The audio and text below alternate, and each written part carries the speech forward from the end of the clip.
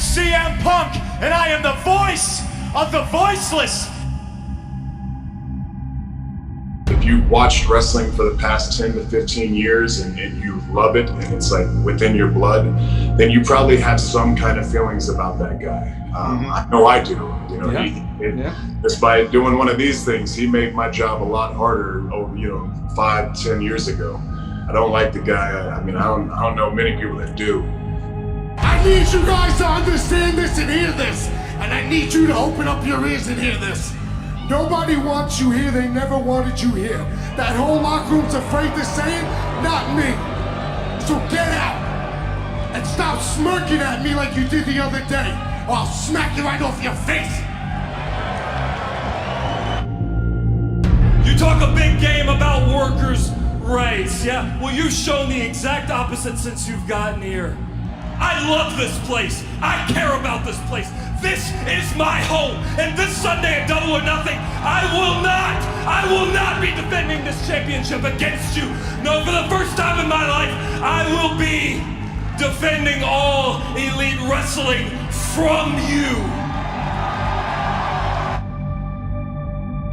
You have no idea how genuinely sorry I am that CM Punk just didn't turn out to be what you wanted him to be. He didn't turn out to be what any of us wanted him to be when we welcomed him back into this business, gave him a second chance in the greatest sport in the world. It just didn't work out. And while I am truly sorry for that, I know he's your boy, I know he's from Chicago and you love him, I have zero sympathy for CM Punk.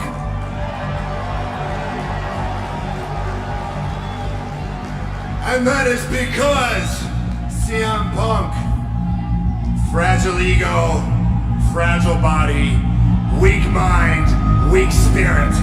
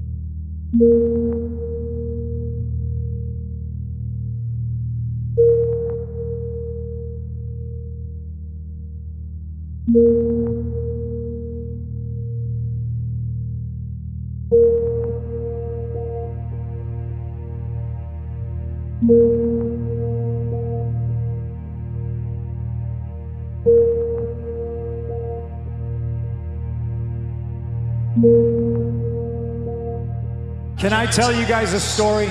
You see, I felt before like I had to leave.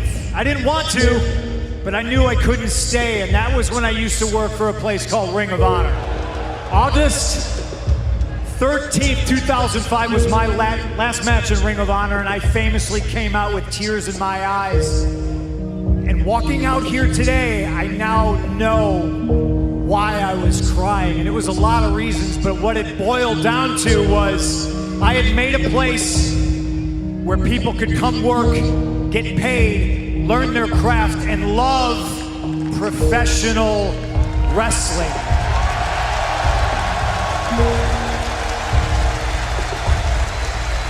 And I cried because I knew I was leaving a place that I love, and it was a home. And I knew where I was going. It wasn't gonna be easy for a guy like me, because I'm one of you. August 13th, 2005, I left professional wrestling. August 20th, 2021.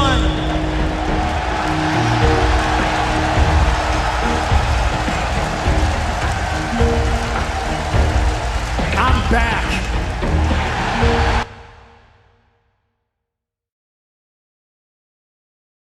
First, for Punk, you mentioned some happy accidents. What does that mean exactly? What were some of the circumstances that brought you to AEW? When I say happy accident, I mean nothing was forced. You know, it was just very relaxed. I don't even want to call it a negotiation. It's like one of those things when you're talking to somebody and you say the same thing at the same time, and you're just like, yeah, that's it. You know, like this doesn't have to be as hard as some people will tell you it needs to be. And what I've observed, especially today, being here for the first time, is nobody's standing on their own dick. They just let stuff happen because, again, it's pretty simple and it's straightforward. When it's right, it's right, and you don't need 16 cooks in the kitchen, you know, messing stuff up, trying to politic and either do something positive or negative based on how somebody else is going to react to it. You know, like everybody here was literally just like, let's have fun. And there's a time and there's a place to be deadly serious about this business. But I see no problem in being able to do both. You know, I went out there and I had fun, but I was deadly serious. You know, so I guess the happy accidents are just really people in charge back here letting people make their own mistakes and learning from it and not punishing anybody. And you just, you know, like I get it, it's television, but there's an entire generation of people that was ingrained that, you know, if you screw up, you're gonna get fired. And I just feel nothing but joy back here, backstage, you know. And I think if somebody does screw something up or, you know, make a mistake, I think there's just people back here that'll say, hey, maybe try to do it this way this time. Or, you know, there's no I told you so. There's no pointing fingers. There's nobody in the corner elbowing. And, you know, like everybody back here wants everybody to succeed. I don't think that's a happy accident. That's a happy on purpose. Man, I've literally done everything, you know, except come back and tell the story that I want to tell my way. Right. And along the way, if I can, you know, be Eddie Guerrero to a kid, I want to do that. You know, there's so many legends of this business that selflessly helped me, you know. I mean, Harley Race, whoever thought Harley Race would like a kid like me? Eddie Guerrero, Tracy Smothers. Yeah. I mean,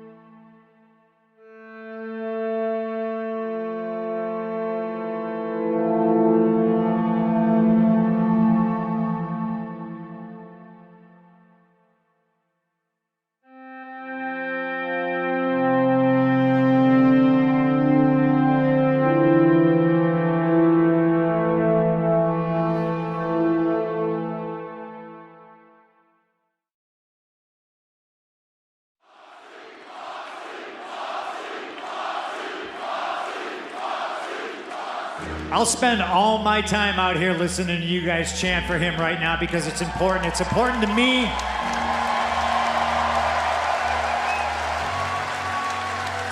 I have some history with Jon Moxley. We're not super tight. We're not the best of friends.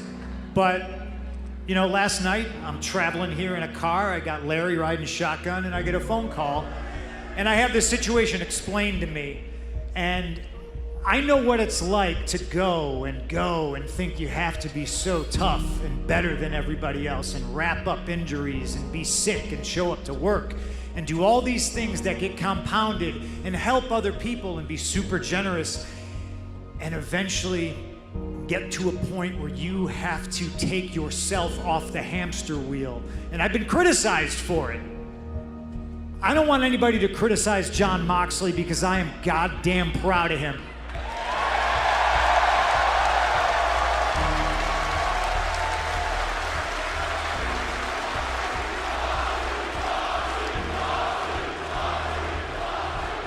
Eddie Kingston.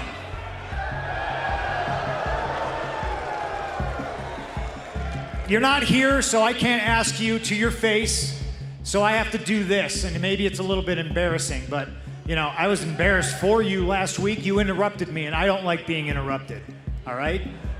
I don't know what kind of fabricated story you have in your head of some kind of beef that maybe happened between us years ago, but there's no such thing.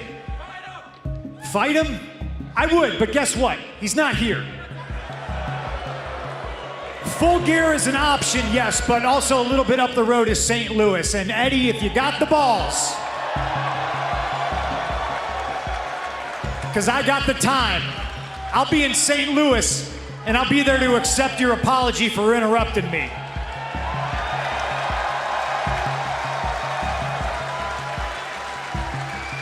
You want an apology. That's what you wanted. That's what you said Wednesday, right? Answer me when I'm talking to you. Oh, you don't like that. I love it. Look, I understand it sounds a little bit condescending when somebody asks another man for an apology, but you interrupted me, man. Don't paint me into a corner like I'm the bad guy here. You interrupted me. Yes, I interrupted the great CM Punk. Oh no! Oh God! Who are you? Who are you? Huh? Who are you? Hey, give me a second. Give me a second. Who are you? It doesn't sound like much of an apology. You know damn well who I am. I do. I'm telling you, let him go, Eddie. Punk, let him go. You know who I am, and St. Louis knows who I am. I don't give a crap. So watch yourself. I don't care. I'm gonna tell everyone the truth who you are. Ladies and gentlemen, give me a second. This man was once a hero of mine. Guys like him, Samoa Joe, Homicide, the Amazing Red, guys like that on the independents when I first broke in inspired me, were my heroes. But you low-life scumbag, two-faced, narcissistic bitch. You, give me a second. You judged me. I came to that locker room to get free from my mental crap, free from the streets. I came to that locker room for brotherhood, and all you did was judge me. Because why? I was fat? Why? Because I like to eat a little bit? Why? Because I didn't play everyone's game? I didn't kiss ass? I didn't become friends with the booker? I didn't bury other people to get my own stuff in? So I was wrong? No, you were wrong. You were wrong.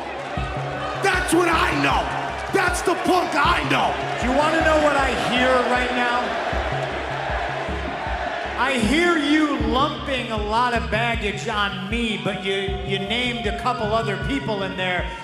And if you want to know the truth is, it wasn't just me that judged you. It was me, it was Homicide, it was Joe, it was Danielson.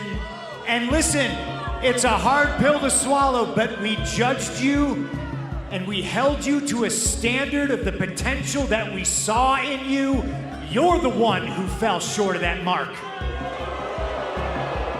I am not wrong for seeing greatness in you 15 years ago, but I damn sure am a fool for trying to hold you to that standard and expect greatness because you're a bum. Come on. It's too much, man. My opinion, anyway.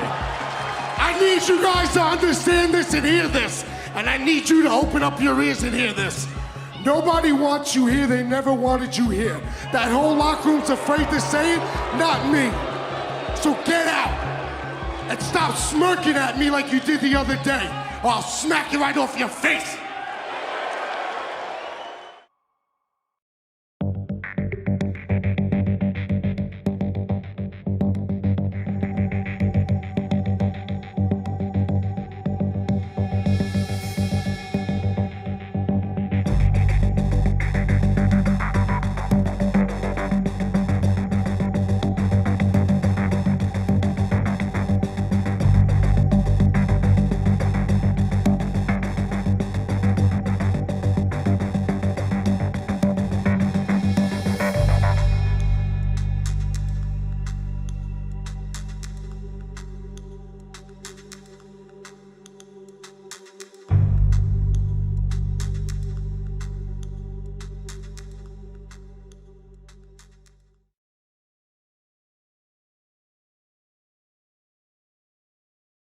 And the truth is, even though you people hate me oh so much, you all know deep down, I deserve to be the next AEW World Champion.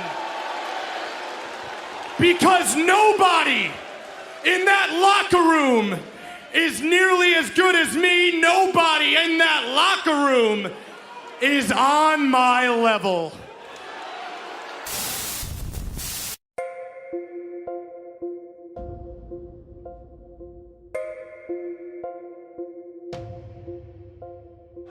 Hey, Maxwell.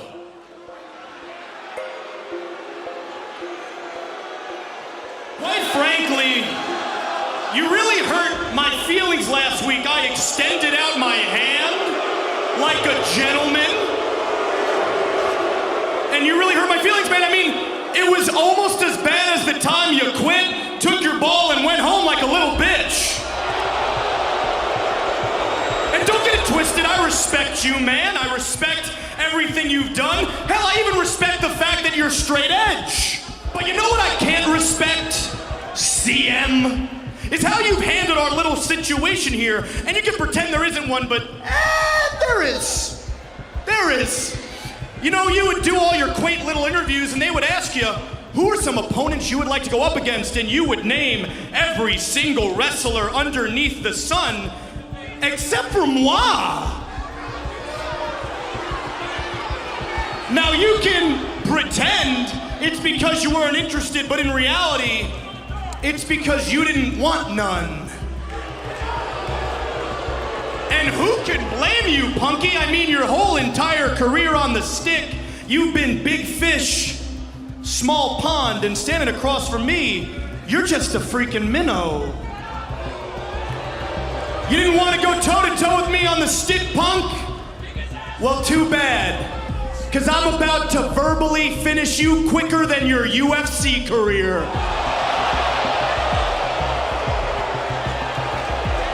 So check your watch, Papa Punk, because if you decide to retort, it won't say clobbering time. It'll say out of time. You can drop cute little pipe bombs all you want, because I'm MJF, and I drop nukes.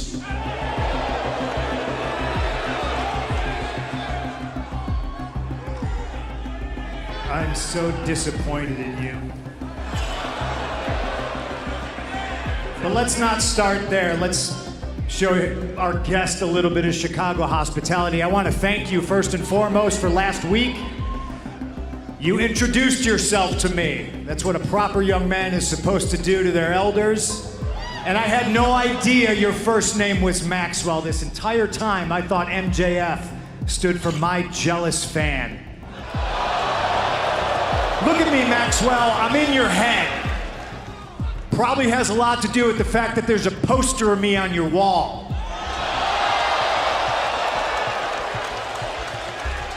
Doesn't change the fact that I'm disappointed because I've always heard about the great MJF, and then last week, I did what nobody else in this industry, nobody else in AEW has been able to do. I shut up the great MJF without saying a word.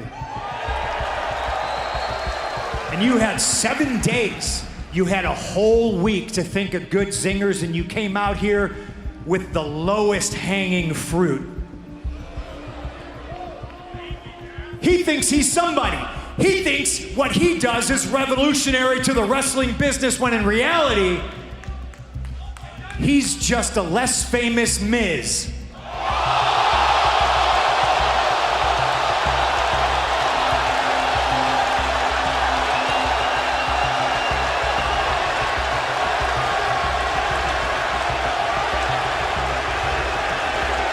Okay, settle down, settle down, settle down.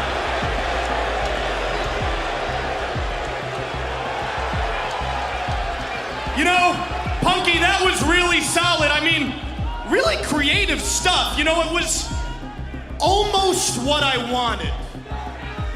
Come to think of it, that phrase, almost what I wanted, kinda perfectly encapsulates your whole entire run here thus far, don't you think? Nostalgia is a drug that causes us to misconstrue our memories, and you, my friend, are no more than nostalgia. And guess what, bud? You were right. I was a fan. I'm not ashamed to admit it. How couldn't I have been? I mean, in this ring, on the microphone, nobody could touch you. You were the best. Or so I thought, Chicago. Because ever since your almighty return, you've struggled to beat the easiest of competition, and you've struggled to say, quite literally, anything of intrigue.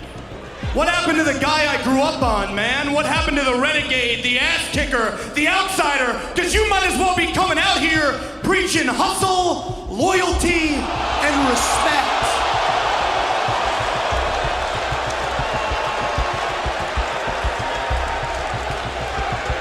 You claimed you'd only come back for the younger talent, and yet you also claimed you'd only come back for a boatload of money. You claimed you couldn't fix professional wrestling from your couch in Chicago, and yet you stayed put on that couch for 7 long years. In the other company, these people looked at you like a cult hero because they felt you were held down. You should have been utilized and showcased as the #1 guy. And now, yeah, great, and now here you are. You have all the opportunity to prove these people right. But can you? I'm every single thing you hate because I was born for this. Oh yeah, I'm a clean-cut professional. I'm every single wrestling analyst, promoter, and pundit's wet dream, while you, on the other hand, were a scrawny, tatted-up misfit from the dumpiest part of the Midwest, known as Chicago. You had to work your tail off to become the man you are today, and I commend you for that, but I know what keeps you up at night. I know what eats you up inside. It's the fact that after all your hard work, all your blood, sweat, tears, and sacrifice you've given this sport, deep down you know it, and these people know it. Your whole career, you've been nothing more than second best.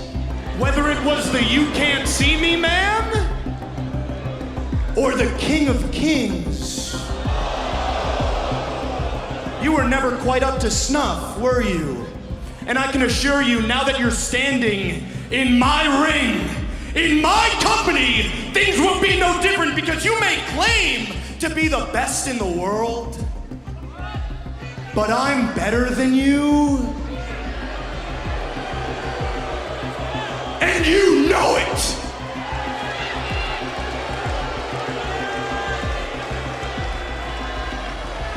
There's some truth in what you just said. A little bit. Scared. Coming back after 7 years, a little bit. See, I'm not gonna lie. Not even to you. I certainly never lie to these people. I didn't know if these people would remember me. I didn't know if these people would care. I didn't know if I still had it. But trust me, I'm not scared any longer. Certainly not scared of you. Because the timing might not match up, but I was selling out Madison Square Garden when you were marking out for Rosie O'Donnell.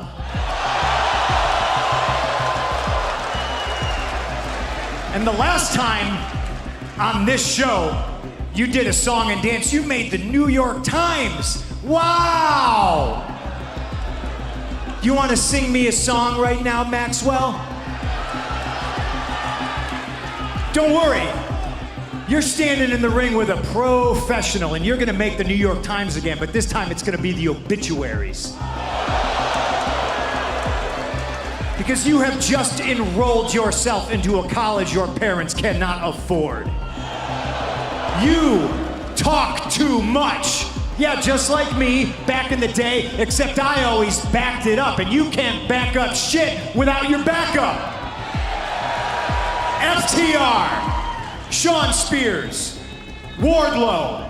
That's how you get things done around here, and I never mention you in interviews because I never had to. I looked at AEW and I said, wow, that's the place I want to be. That's the place I want to test myself, and I went for the heart and soul of AEW, Darby Allin, and boy, that just chews you up, doesn't it?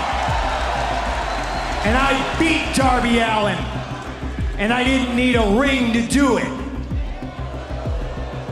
You're too busy talking about how you're the most powerful of the four pillars. You don't even realize you've been replaced by Britt Baker.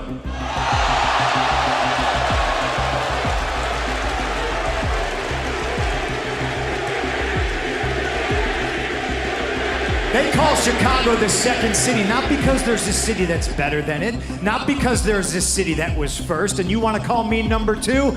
I'll proudly wear number 2 with a bullet, because just like Chicago, they call us the second city because when it burned to the ground, we just built right back up on top of the smoldering embers. And who's the man around here? Who's number 1? Is it you? No, I don't think so. The only way you're gonna be number 1 is if we all wait around long enough for Tony to have a daughter that you marry. Last time we were here in Chicago, and hell yeah, I'm happy to be here. I gave everybody free ice cream bars. The only thing I can think that's a better welcome back gift than that is punching you in your little needle dick right here, right now.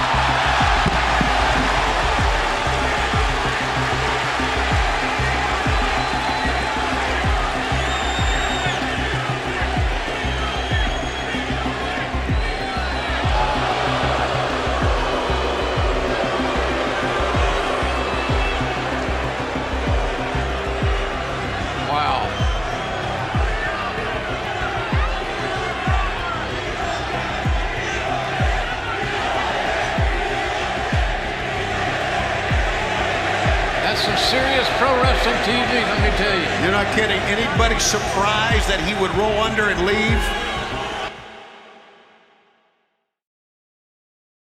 If you don't know by now, you should. My name is CM Punk, and what I am is straight edge. I'm drug-free, I'm alcohol-free, and that means I'm better than you.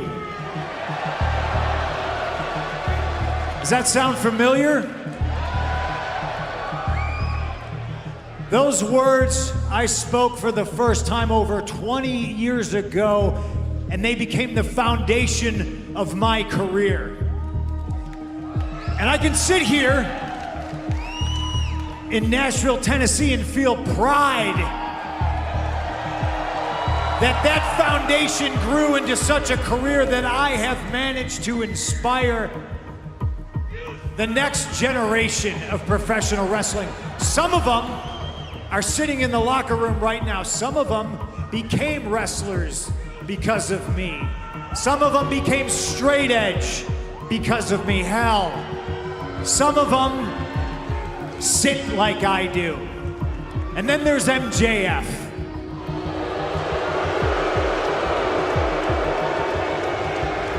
He tries to walk like me, to talk like me. He could never think like me.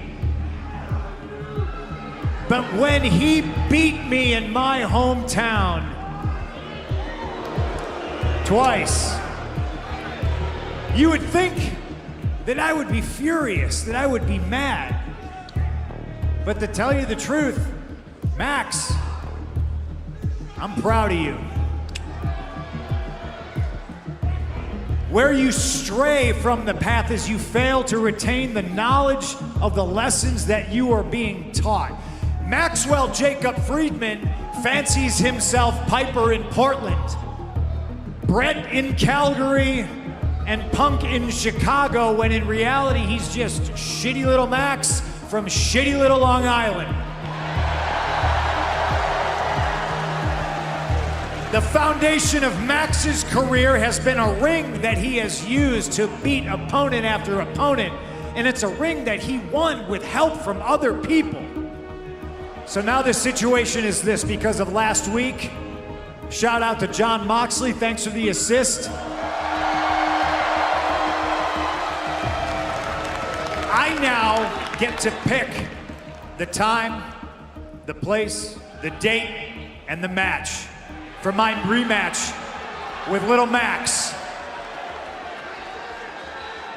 So we'll get right to it.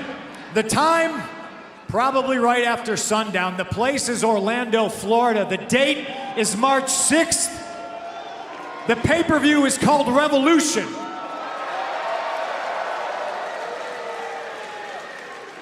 Which leaves us with the match. And I started to think about some of my toughest matches. And I thought the situation that I'm in, maybe you put me in a cage.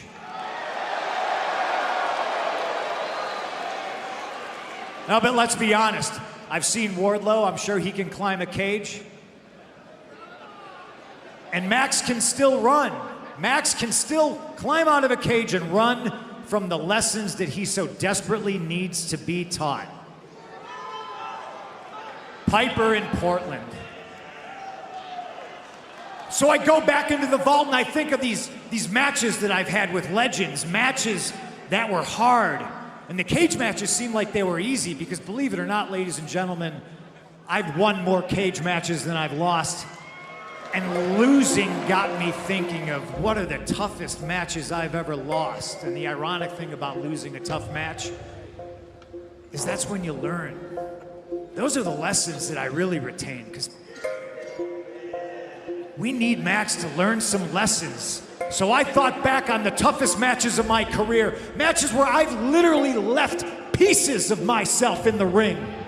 And I think Piper in Portland. Piper in Portland. Max, you want to be tethered to Piper so bad, you're going to have to be tethered to me. And 2 days removed from the Hallmark holiday, Valentine's Day, I'm left without a Valentine, and it's very poetic that I get to ask you the question, Max. Piper had his, now I have mine. Maxwell Jacob Friedman, will you be my Valentine?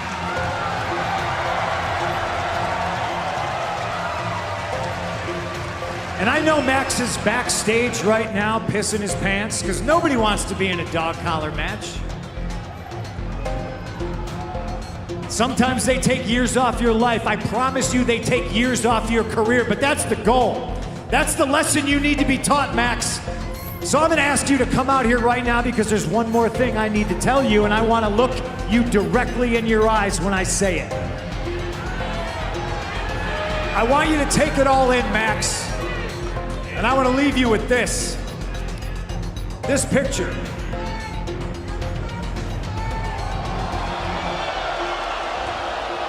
Wow. You see it, Max? I'm sure you remember it well. Possibly the greatest day of your life, and to me, it was Friday.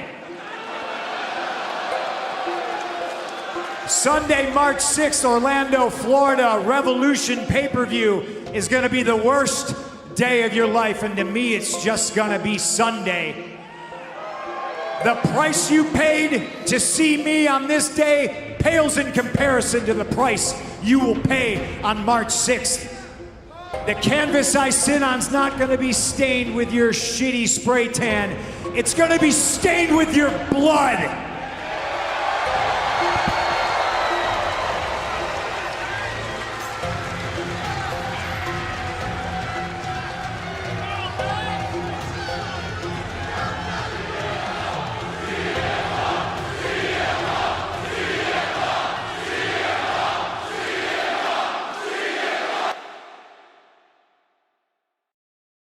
I've done horrible things in my life. I used to be you. So full of hate. But listen, man, I poured alcohol down an alcoholic's throat. I covered a legendary wrestler in the ashes of his dead beloved manager.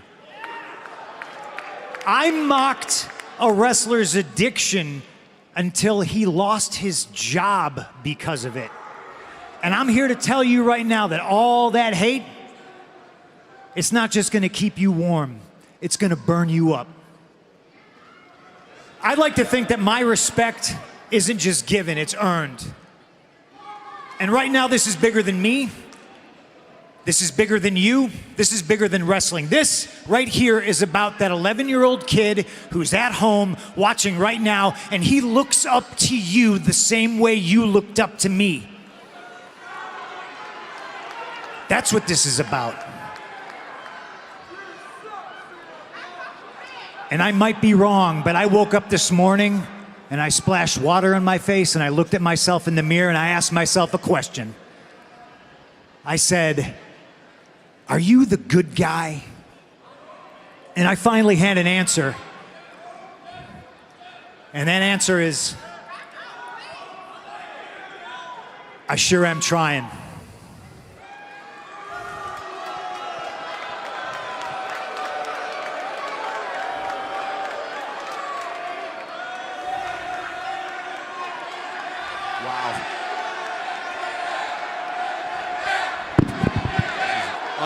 Unlike any dog collar match in the history of wrestling. Wow. I didn't expect that. No. Well,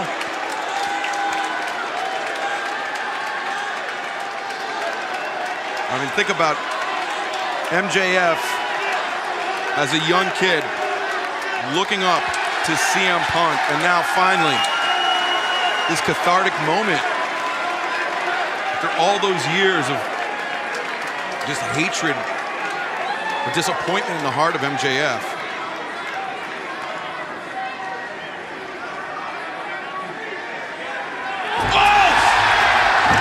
Oh, right down the middle.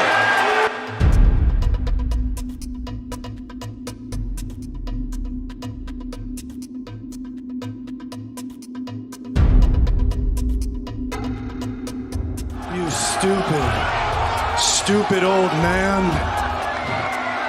I'm a snake. The greatest trick the devil ever pulled was convincing the world he doesn't exist. And this Sunday at Revolution, I'm gonna show you and all these mindless sheep that I am the devil himself.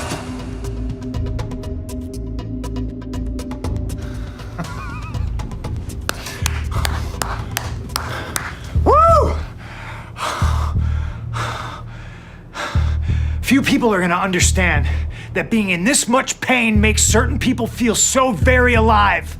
I think you understand, Max, and if you don't, on March 6th, you will. You are going to find out exactly what you think you already know, that CM Punk is the master, and I know exactly who the I am. You wanna call me PG Punk? You wanna pretend like I'm not that same guy? You want that same guy that you grew up idolizing? Congratulations, Maxwell, Jacob, Friedman, but you're not ready. And on March 6th, I'm gonna walk you like a dog. I'm gonna beat you and beat you and I'm gonna beat you until your own mother won't recognize you. I'm gonna leave parts of you in that ring, and I'm gonna leave parts of you all over Orlando, Florida. This is what you want. More importantly, this is what you deserve. On March 6th, I will become a monster to fight the monsters of the world. Because I'm CM Punk.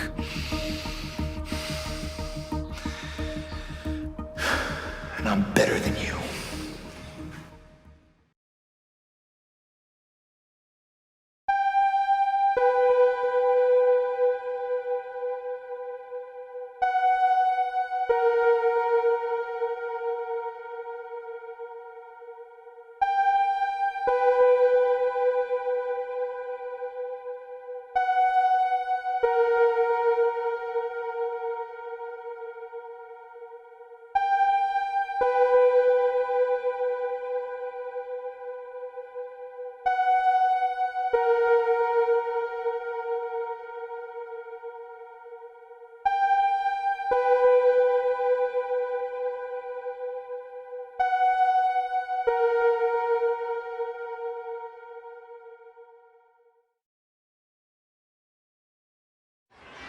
Harwood in the corner, rising knee strike from CM Punk. Punk now starting to feel it a little bit. Build the momentum. Here we go. Momentum, is it changing?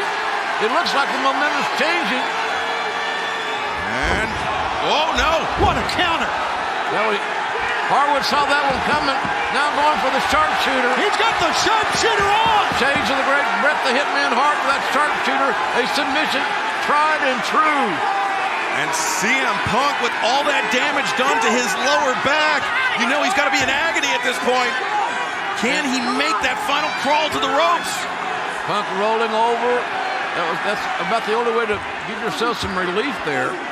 And you notice that Punk was engaged in some hand fighting with the grip of Harwood, and now transitions once again in Anaconda Vice. This time it's cinched in deep. Harwood near the ropes. He taps out. Punk makes him tap. CM Punk with a tap out victory over one hell of a tough man. Great and match. that's Harwood. Great match, guys. Well, you guys in the back watching the monitors, you got some work to do. The Anaconda Vice for the win. How about it for CM Punk? And I got to ask you, we saw last week the gesture of the title belt. What exactly were you alluding to? What was that meaning? Come on, Tony Schiavone, you're smarter than that. South Carolina. I'm here for the people in the building. What does this mean?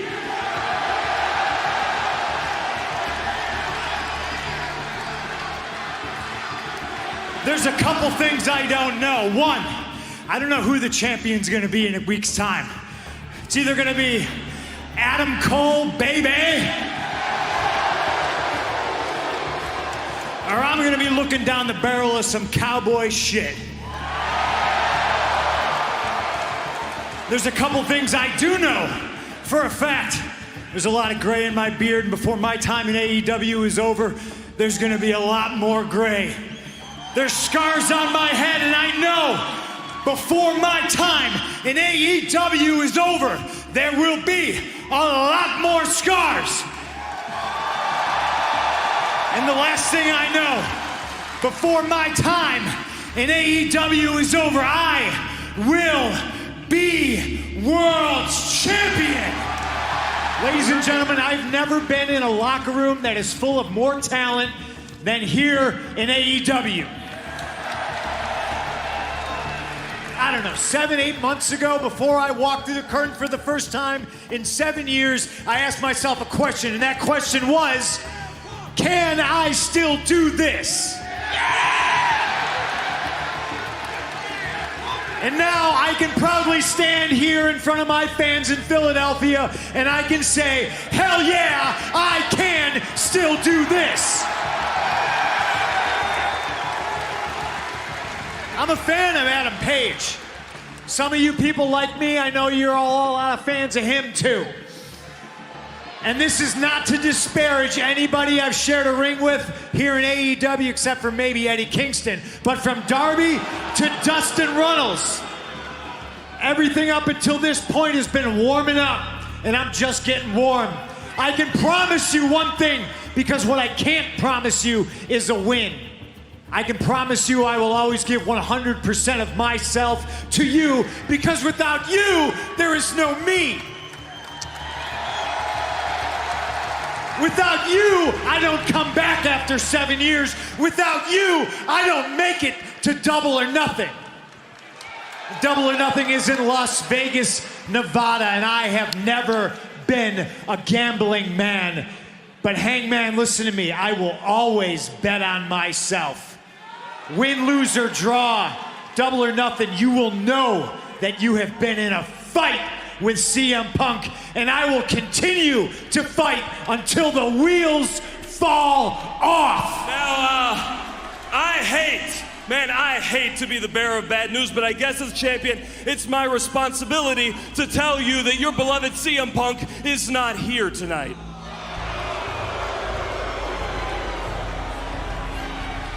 And if I were a betting man, and you're damn right I am a betting man, I'd say he's off filming another TV show. Isn't that ironic?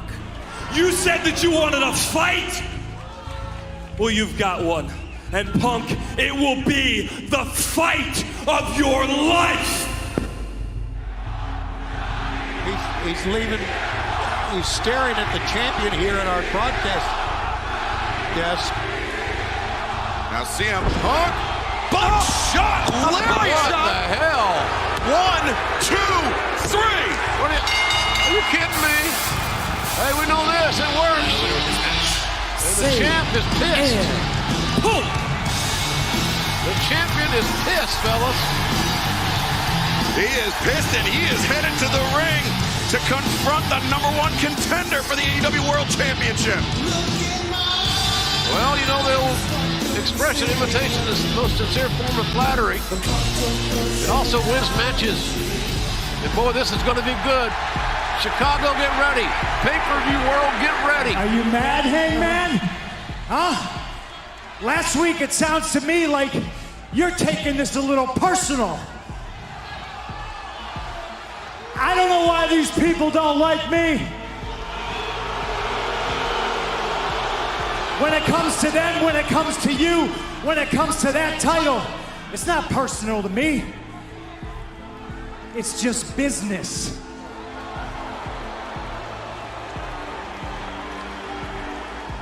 I used to wake up every morning and ask myself, are you a good guy? This morning I woke up and I asked myself, are you the champ? And my answer was yes. Last week you also said you weren't gonna shake my hand, that you were gonna destroy me. Well, I just destroyed your boy. That's a blueprint for what I'm gonna do to you. And whether you like it or not, at the end of the night, Double or Nothing, you will shake my hand, whether you're conscious or unconscious. Somebody call Kingston. Oh! Weird. Pump back up! He landed on his feet, he rolled through and did. Oh, but Adam Page took the shove! Buckshot lariat! Wait a minute. Whoa. I got him right where I want him. Hangman looks up right. at that GTS! How about that? CM Punk's favorite, perhaps, finishing maneuver. Some people who use that move get mad about that. To me, imitation's the sincerest form of flattery. Love it. I love it. And you're going to love this match. There is nothing that you can do to me to take this championship away from me. I'm not exactly sure why you seem to be taking this so personally. You're the champ for a reason. You're Hangman Adam Page. You're possibly the toughest son of a bitch on this roster, and you hold the gold for a reason. There's a locker room full of people like me waiting in line to get their shot. This is just business to me. It's my title shot. This is not personal. I said 3 weeks ago exactly what I was going to do to you. I said I was going to destroy you. I said I was going to annihilate you, to embarrass you. And I did not mean at Double or Nothing. I meant right now. See, I've been waiting for this moment, not for weeks, but for months. I imagined myself maybe sitting up at the top of that ramp, cross-legged. And I would pull out a lighter, and I would light a pipe bomb and roll it right down to your feet and watch it blow up in your face. How cathartic it would feel, how good it would feel, and how full circle for you, huh? Right here in Vegas. Now that we are here in this moment, I realize I can't do it. I can't do it. And not because I'm afraid I'd get fired when I go back through the curtain, and not because I'm afraid of you, that's for damn sure. But the more I thought about what I really wanted to say about you, the more I realized it's exactly what you would do. And I don't think fighting your hatred, your pettiness, your cowardice with more of the same, I don't think it's the right thing to do. But I will tell you face to face, man to man, how I feel about you. I don't hate you. I almost pity you. And I have no respect for you and what you've done since you've gotten here. You want this AEW World Championship. You want it. I don't think you understand what it means to be a champion after all these years. I don't think you get it, because it's not just about what happens in this ring. It's what happens when that red light turns off. What happens when you go back through the curtain, those small, quiet moments when you think no one's watching. That's what makes a champion. You talk a big game about workers' rights, yeah? Well, you've shown the exact opposite since you've gotten here. I love this place. I care about this place. This is my home. And this Sunday at Double or Nothing, I will not be defending this championship against you. No, for the first time in my life, I will be defending All Elite Wrestling from you.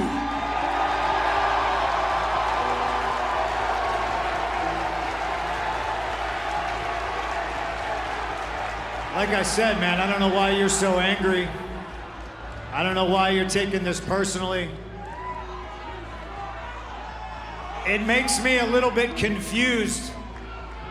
You're kind of talking in circles and it's a big riddle, but if you're so upset that I'm here, you're gonna have to do something about it on Sunday. Win, lose, or draw, I respect you, Hangman, but remember, those roads you traveled to get here, they were paved by me. This house that you built, it was constructed with lumber from trees that I chopped down. The world you traveled to get here to create All Elite Wrestling happened because I gave you the blueprint. You will shake my hand Sunday. In fact, you know what, Hangman? You're gonna shake my hand right now. You're gonna shake your hand? All your misplaced anger, you ain't mad at me, you're mad at myself, yourself. Shake my hand.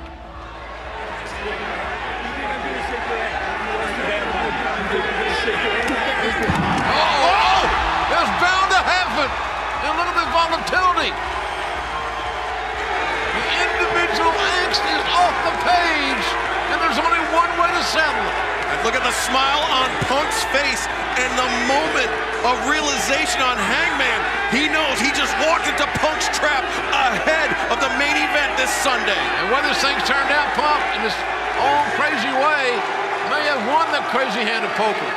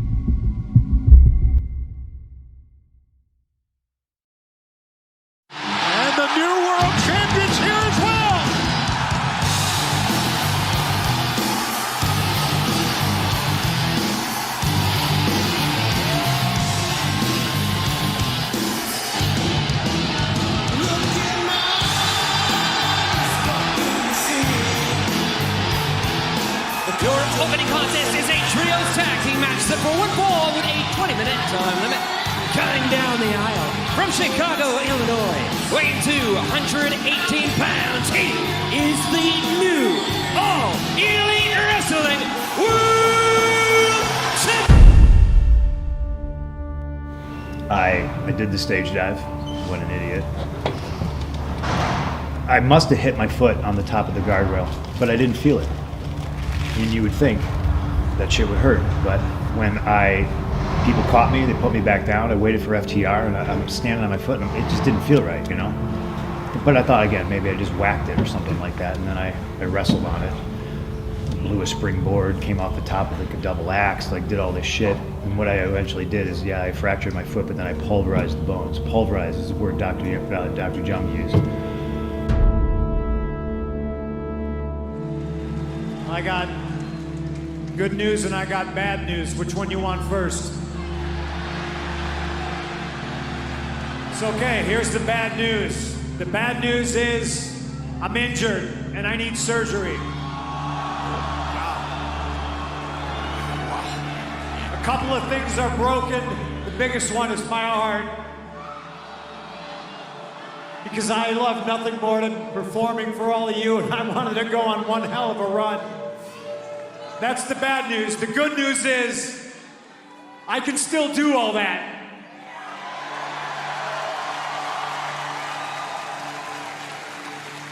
I told you I was gonna go until the wheels fall off. Well, the wheels are still there. They haven't fallen off.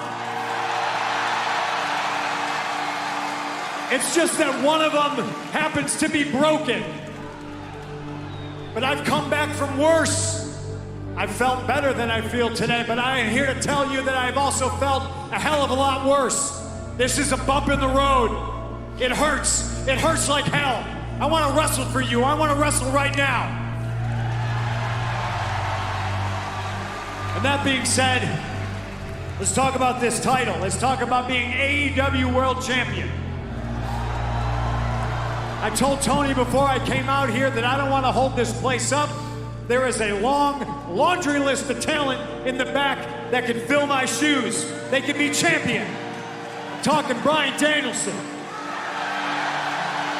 I'm talking Jon Moxley. I'm not here to stand in anybody's way. I told Tony I would relinquish this title, but Tony told me that he believes in CM Punk. And I'm going to show you exactly why. I will come back bigger, faster, stronger, and hungrier than ever before. And God damn it, I will prove exactly why I am the best in the world.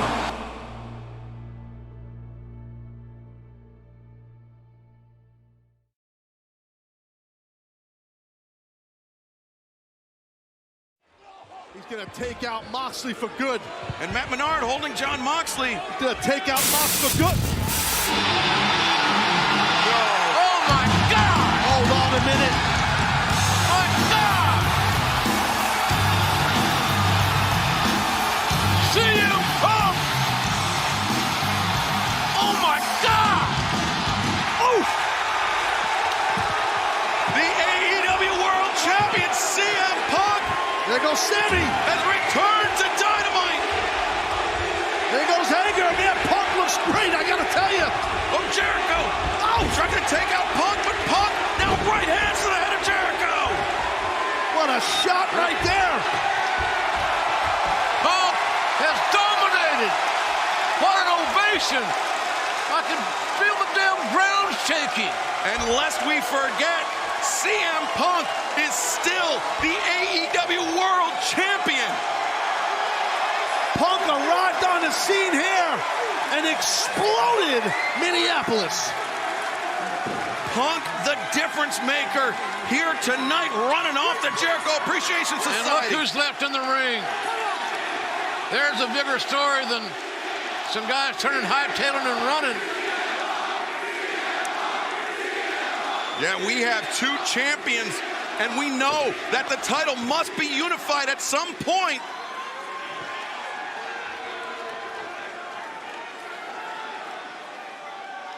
What a moment.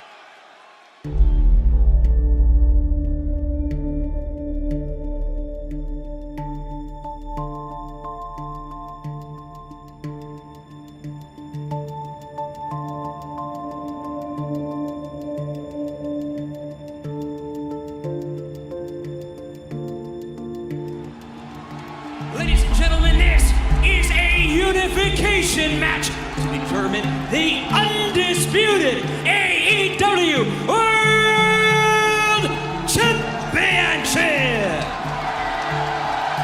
Introducing first, from Cincinnati, Ohio, weighing 231 pounds, he is the AEW Interim World Champion, Jon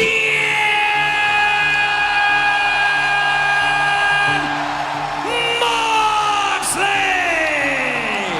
A man with a 15-0 record in 2022. That's Jon Moxley, the blue-eyed battler. Not taking his eyes off his opponent at all. From Chicago, Illinois, weighing 218 pounds, he is the AEW World Champion, CM Punk. Very stiff collar and elbow tie-up. Very stiff. I wanted to point that out because it was abrupt to say the least. Both men are trying to gain some sort of advantage through the communication of a collar and elbow tie-up. Well, see what a lockup. When you have a lockup like that, you can feel a guy out. Look at this! Look at this! Moxley swarming Punk in the corner. Oh man, what a Punk fight back now. Punk becoming the aggressor, and the crowd here in Cleveland not overwhelmed with that result. Punk, a barrage of knees in the corner on Moxley, but Moxley, headbutt. Yeah, ref never saw it. Kind of got the eye a little. Oh, what a high round kick to the head. And wait a minute. That's the leg that Punk has had so many problems with. Oh, that foot, that instep, that ankle area. Well, man, he's screaming. We saw Punk hopping on that foot just a fefew weeks ago. Oh, so Moxley's now got to make a commitment. Do you exploit that left foot and leg? Do you punish and penalize physically and mentally? See, Paul Turner just gestured at Doc Sampson. He's just hurt. You can hear him. Oh, kicked on lariat! And Mox is not going to stop his attack, nor should he. He knows Punk's hurt. Moxley got a great advantage right now. Can he close the deal? Moxley's got Punk hooked up again! Oh, man, Punk is limp. The high angle! He's limp! Whoa! It's over! It's over! My God, it's over! Moxley dominates Punk! What the hell just happened? Moxley dominated! And undisputed All Elite Wrestling World Champion, Jon Moxley! If CM Punk wants to go out on his shield here in Chicago in front of his hometown fans that made him who he is today, well, Chicago, I guess we owe you that much. So it will be CM Punk versus Jon Moxley one more time this Sunday at All Out for the AEW World Championship. And CM Punk, if you think you got one more miracle left in you, you better find it fast, because the moment that bell rings, you are in danger. I'll be trying to take your damn head off.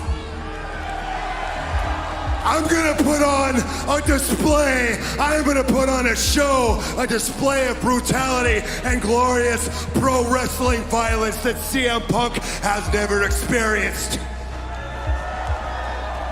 And I will show the world the difference between a fake messiah, a martyr, and the real thing, a real champion, a legend being made right before your eyes.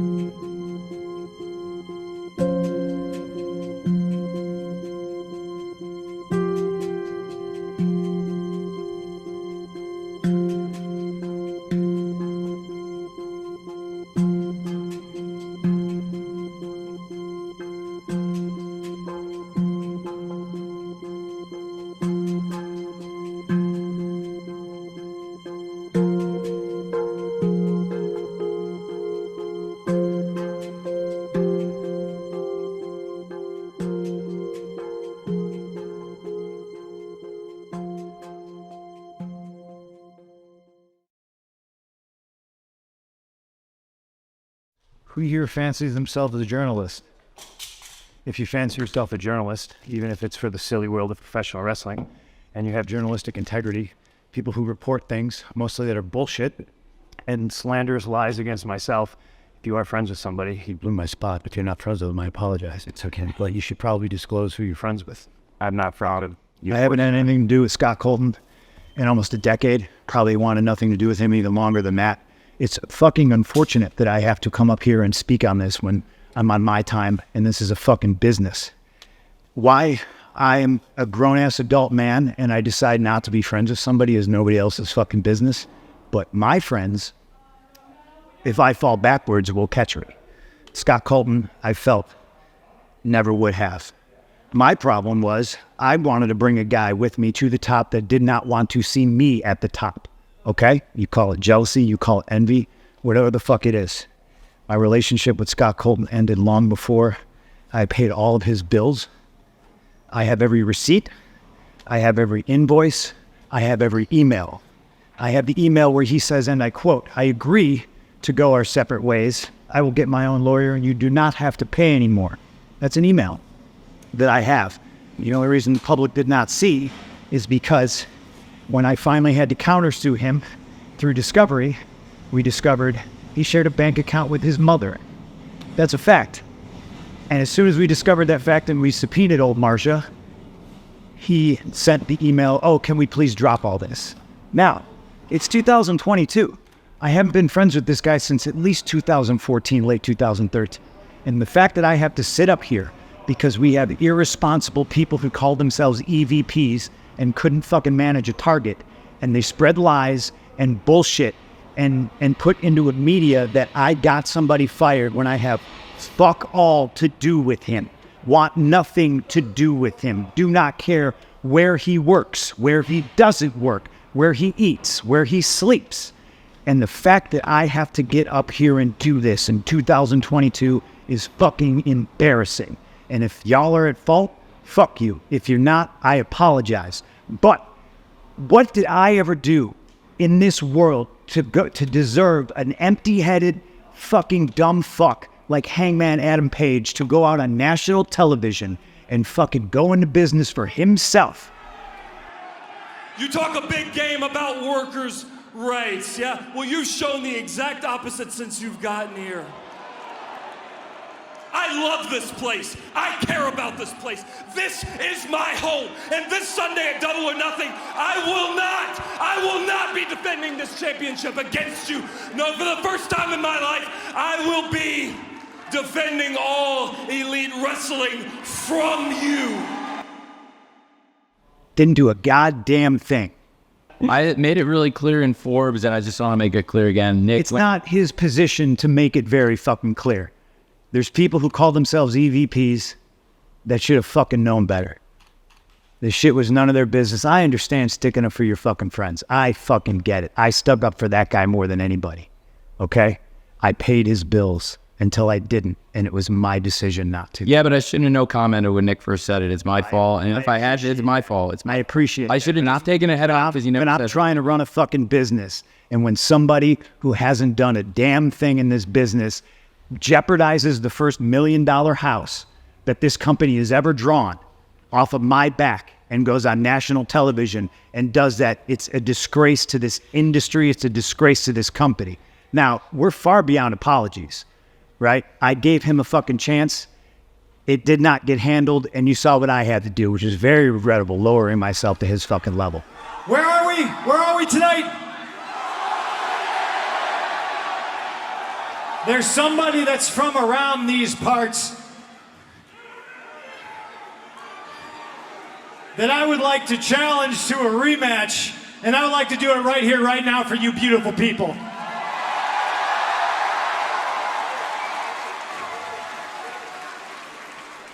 Hangman Adam Page. Whoa. Wow. You want that rematch? You got it right here, right now. Let's go. What the? What? Is Punk even cleared? I don't know. We have never got that confirmed, yay or nay. And I don't even know, do we know that Hangman is here? Well, apparently Punk does.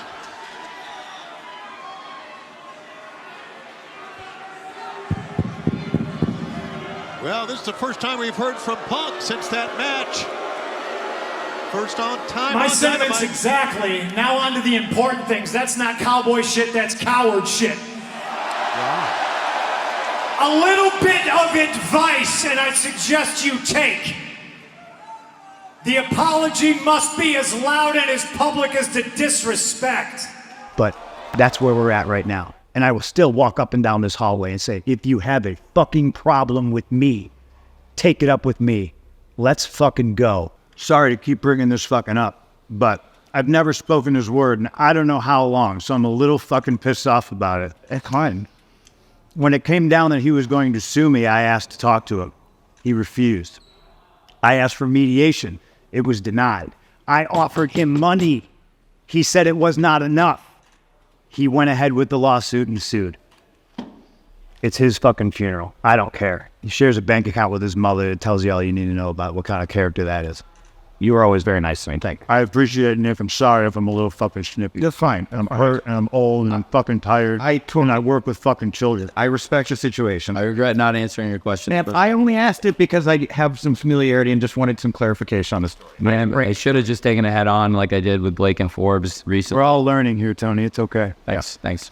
Thank you. This is from Mindy's Bakery, by the way. It's a great place in Chicago. If you like pastries and baked goods, I suggest you go there. They're closed on Mondays and Tuesdays, though. We have a locker room full of pretty brilliant minds. You know, Jerry Lynn, Dean Malenko, Mark Henry. You know, when I came back and I cut my promo my second week here, I thought it was pretty decent. You know what I mean? Kind of blur the lines a little bit. What's he doing? How crazy Phil? He's going into business for himself, and really, I was just defending myself. But you know, you mix that in with attacking Moxley and mention, you know, Kingston being the second best Kingston, which is a pretty great line. You know, but our locker room, for all the wisdom and brilliance it has, isn't worth shit when you have an empty-headed idiot who's never done anything in the business do public interviews and say, no, I don't really take advice. Oh boy, I don't know. I'm stubborn. I don't take advice. I don't know. That's a good question, and that's probably like the honest answer. I listen to people say things, but very rarely do I listen hard. I mean, I was part of the movement that created the entire company, and I'm a world champion. I don't know that I need their advice, you know? I'll certainly listen, but I think there's something to be said about trial and error and doing it on your own, you know? I take more pride in that, I think. Who the fuck do you think you are? You know? That's stupid. I'm on a team with Barry Bonds, Mark McGuire, Sammy Sosa, and I don't need to work on my swing. You know, I'm not going to listen to these guys. They're going to tell me how to swing a baseball. Fucking go fuck yourself. That's how I feel about it. I dare you to fucking say that to Terry Funk's face. I don't need to listen to you, Mr. Funk. I know what I'm doing. Fucking grow up. I'm tired of wrestling these kids that think they know everything. You know, but I'm not the boss. You won the number one contendership, and I guess I'll cross that bridge when I get to it. I think Max is a supremely talented individual, but this goes for him and anybody else in the locker room that doesn't want to be here. You know, the grass is not greener on the other side. The grass is greener where you water it.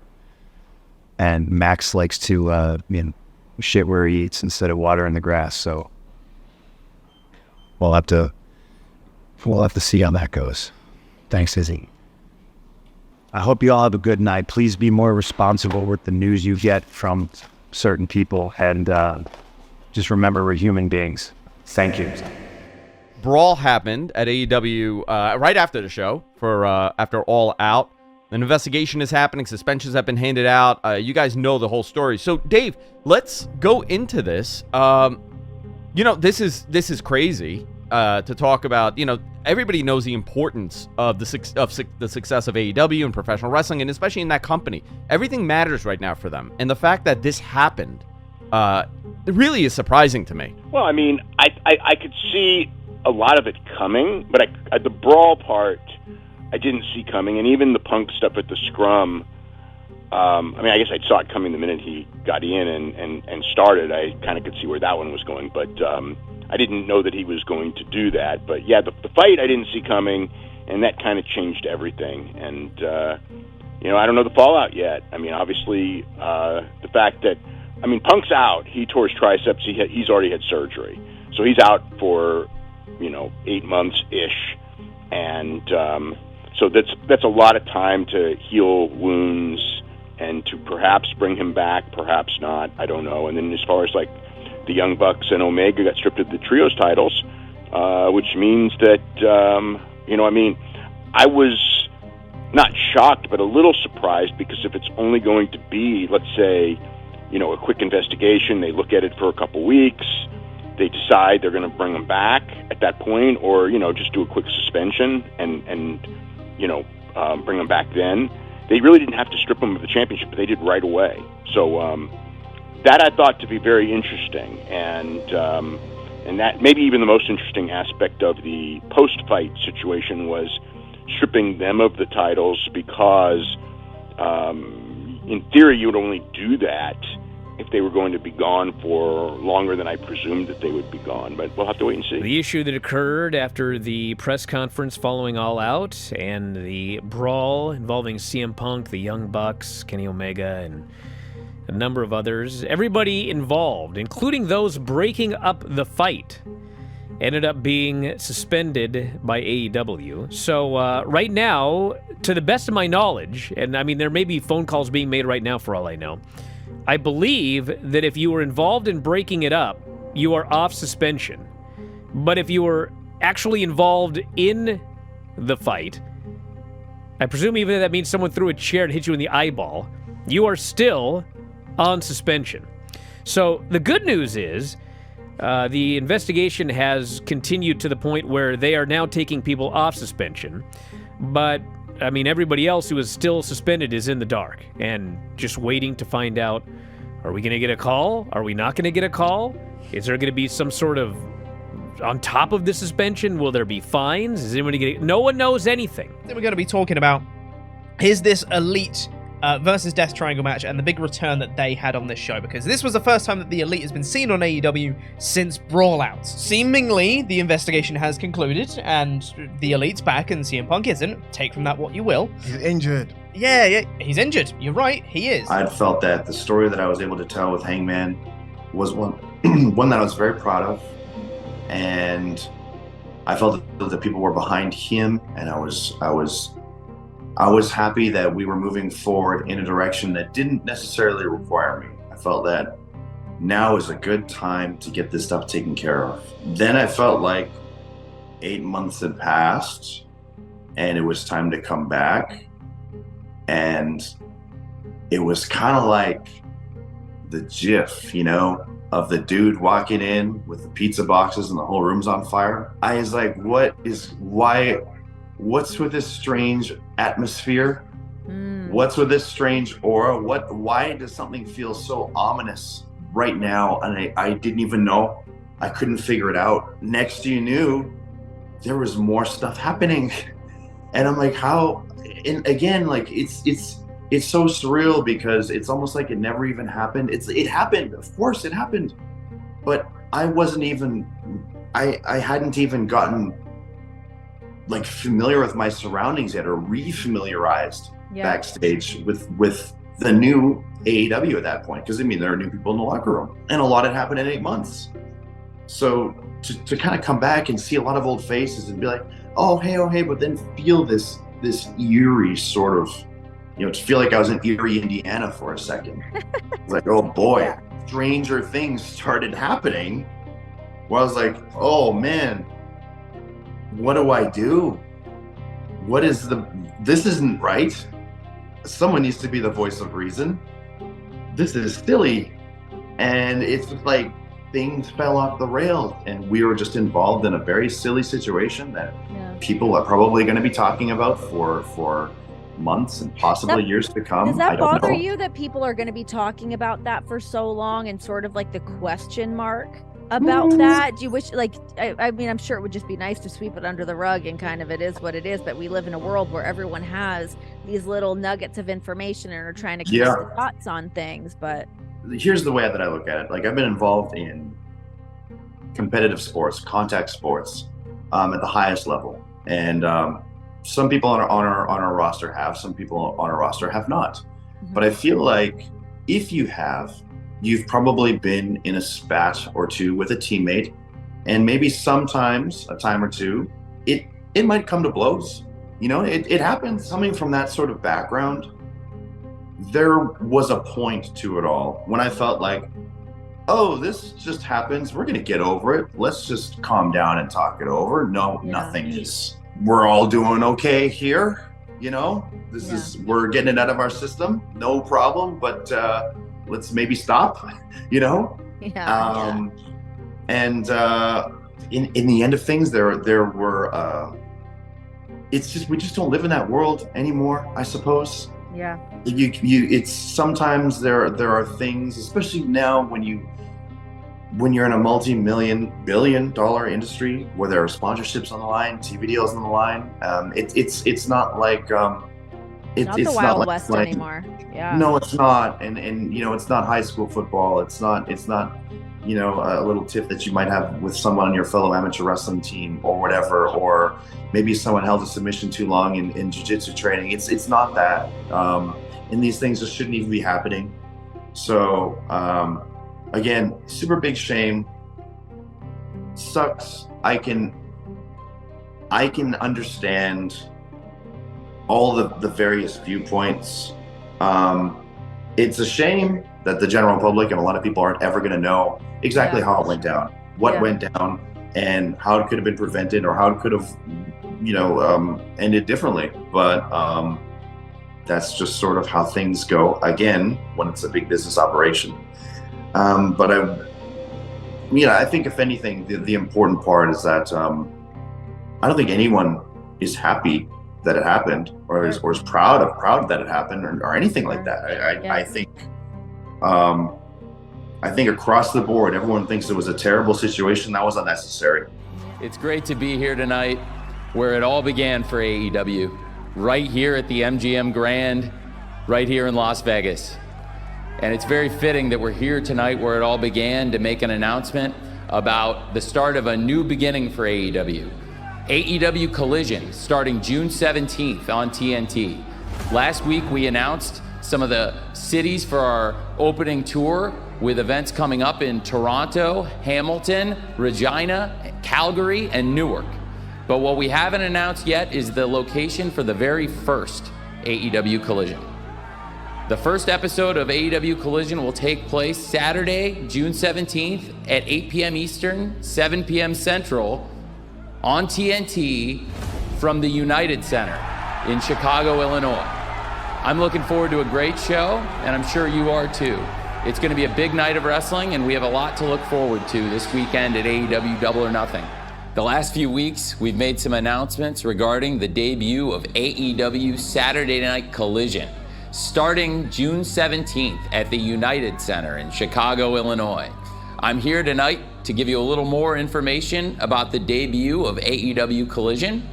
I'm here to announce that AEW Collision, beginning June 17th, will feature CM Punk.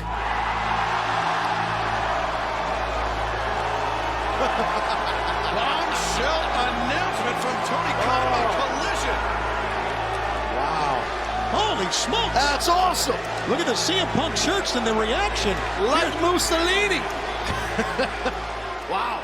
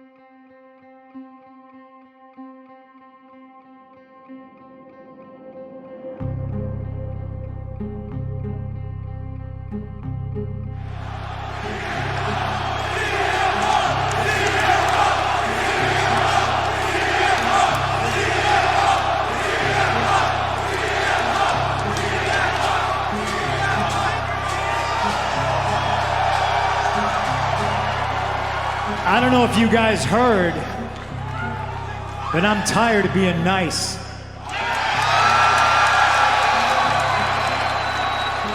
Gone 10 months with a ruptured tricep tendon, tore it straight off the bone. But I'm still here.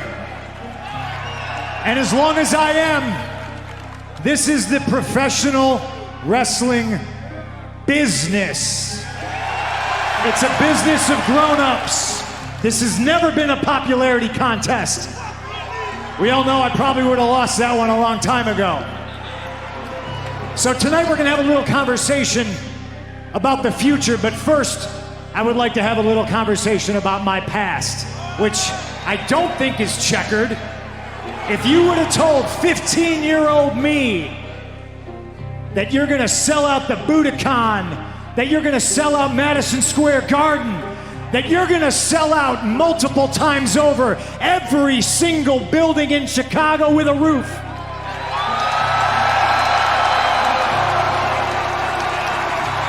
Well, I'm not sure little punker would have believed you. It's because he didn't experience what present me, standing here in front of all you crazy bastards, has experienced.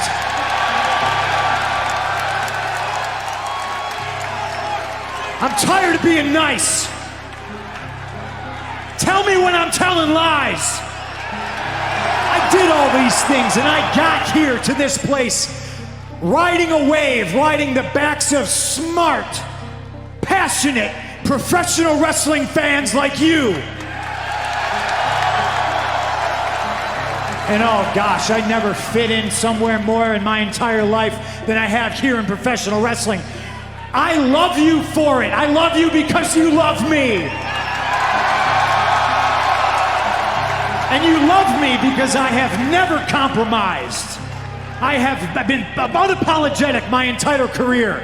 I am me.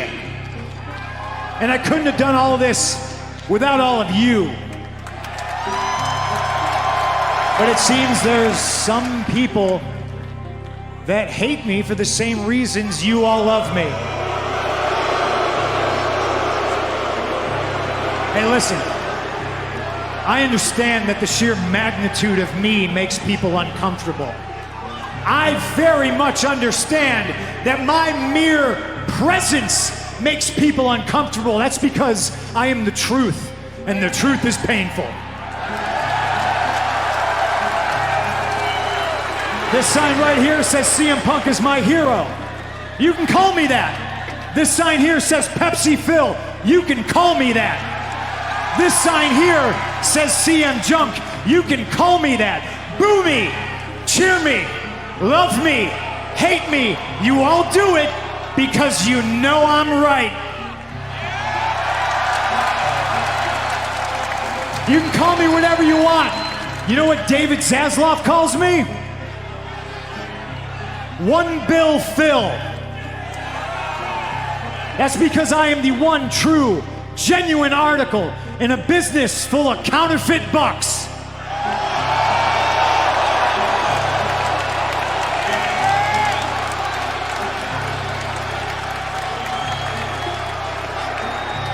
The king is back, baby.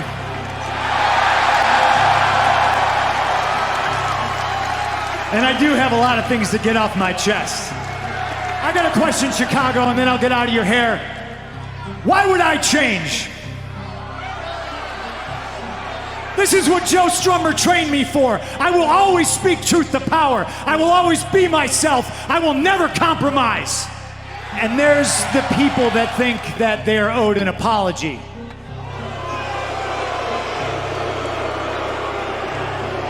I've grown older and wiser in my years. Sometimes it's better to be the bigger man. If you feel you're here today and I owe you an apology, here it is. I am sorry that the only people softer than you are the wrestlers you like.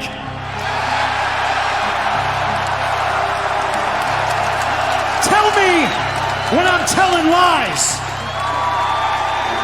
The last time you saw me with my tricep meat hanging down, I held what's in this bag above my head. And it's not because I deserve it. It's mine because I earned it. And it's not mine because I had the best dog collar match. It's mine because I won the dog collar match. Tell me when I'm telling lies. This belongs to me until somebody can pin me or submit me for it.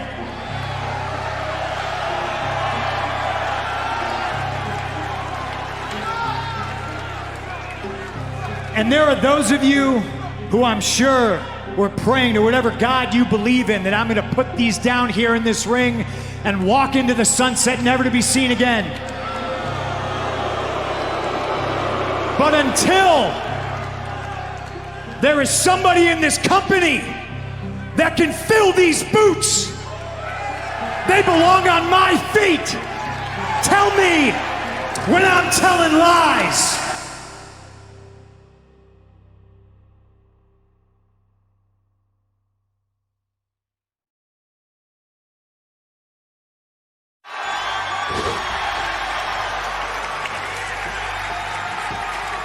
The tag team's fences have hit their high gear, Kevin. Rolling now, but here's a cover. Take it where you can get it to, and Juice dives in to break it up.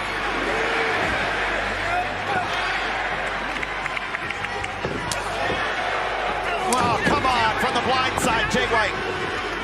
Oh, this one's starting to break down. Here we go. I'm surprised it took this long. Watch out, here they come. Here they come indeed. But Punk and Joe are still legal as FTR, Jay and Juice fight to the floor. Oh! Right in the mouth. Oh, wait a minute. Nigel, no! He's looking for it. Slave ball. Coquina Clutch got it. Looking to choke him out. And across the carotid artery. Desperation in the eyes of Punk. Jay White holding off Dax. Oh, this could be it. Cash is held back as well. Punk can't last much longer. Tap. CM Punk is the one who is going to sleep. CM Punk is being choked out. It's over. Look at the eyes of Punk. The tongue lolling in the mouth. This could be it. Spear to Jay White. And a diving shoulder into the spine of Joe may have saved Punk, but at least for the moment. I don't know about May. If it was not for Dax Harwood, Samoa Joe would have beaten. Still anybody's ballgame. No doubt. Anybody's ballgame here. Certainly wide open, but Punk is hurt. There's no question about that. Punk almost on instinct, swinging that leg, connecting with Juice just enough. Oh, got it, Big Rick. And now, oh, what a fortuitous. Go to sleep. Jay White calling some shots out here. Jeff Hardy is going to eat it next. It's Juice Robinson lining up that big left hand across the jaw. Wait a minute, what's... Was that a roll of quarters he had in his hand? Couldn't tell. It was something went flying out. He's shaking his own hand out. There you go. We've seen that before, Excalibur. We certainly have the loaded left hand of Juice Robinson. Yeah. And, oh man, they're gonna give it to Matt. He's got quarters in that hand again. Left hand all loaded up. It starts. Little Ricky Starks. He's seen enough of this 4-on-2 beatdown, but Starks is not enough. No, he's had so many issues. Bullet Club Gold. And now the guns. Hold on, FTR! Dax Harwood, Cash Wheeler, AEW World Tag Team Champions. Even in the odds, but the Hardys in no condition to fight right now. This is wild to begin Dynamite. Look at this. 4-on-3. And there's no stopping the guns at Bullet Club Gold. Hang on a second. Here he comes. CM Punk just came off the sold-out Trust Arena. CM Punk back on Dynamite. Even in the odds against the guns of Bullet Club Gold. Chi-Town's own blowing his place up. Wow. And he is kicking some ass in here. Someone's going to sleep. Juice Robinson. Whoa! Escapes out, avoids the GTS. He almost took a nap right here in Chicago. I've been watching you guys backfighting for weeks. We can do it right here, or if you want to fight so bad, we'll make it official and we'll kick your asses next week on Collision. I'm a Collision guy. I'm not even supposed to be here. I'll see you chump Saturday. Now, hit my music. While CM Punk throwing out that challenge for Collision. I've been hearing about Jay White for quite some time, and everybody seems to think, oh, Jay White, CM Punk, that's a dream. But I'm here to tell you right now, you pick on my friends in Chicago, you want to fight my friends in Chicago, you got to fight me. And trust me, that's not a dream. That's a nightmare. And sometimes I say things to the point of ad nauseum, and sometimes I say things I probably shouldn't say that annoy people, and I annoy myself sometimes. But I've said it a million times if I've said it one time, and the only thing I hold higher than professional wrestling is my family and my friends. And Jay White, Juice Robinson, and a couple of guys we know pretty well, the Guns. You want to pick on my friends? You want to jump on my friends? Well, I got a little bit of problem with that. So, Jay White, Juice Robinson, you guys tell us to be careful where we wave these around because it's tantalizing, right? It's hypnotizing for you guys. Well, you call yourself Bullet Club Gold, but I think that we know a little bit about gold around here. So if you got a problem with us, that's fine. You call yourself King Switch, right? No. Cassius King. You call yourself the Switchblade. What is the Switchblade to an axe? I got Punk. I got Ricky. What do you think you're gonna do to us? We're not scared. If you think we're afraid of a fight, you don't know us very well. Ask around. Ricky, let him know. Here's the deal. This has been week after week. Hey, Ricky ain't got no friends. Hey, Ricky's all by himself. Well, guess what, partner? I went and I got me some real badass friends here in Chicago. So if you thought for a second that I was not as smart as you, I want you to understand you're looking at three men. You're looking at these guys who got my back to the end. Tell them. Gun Club, you can go ahead and you put your hands on me. Guess what? That's a death wish that you go ahead and you wrote your name on, and I'm gonna make sure I cash in on that. Bullet Club, I'm gonna make sure I cash in on everything that you have put me through. You knocked me off of my mindset of making sure that I get to the top here. Well, guess what? Absolute, baby, I'm back on track. Speaking of top, King Switch, make sure you tell you and your friends to switch the channel to Collision. Saturday night, 8 to 10. We'll be there. Top guys, out. And there's one for Ricky Starks, who's still... He's done it! Oh! Remember that tag by Jay White just moments ago? Ricky Starks unable to tag out. And now Jay White gonna do it again. Blade Runner, no! Roll up.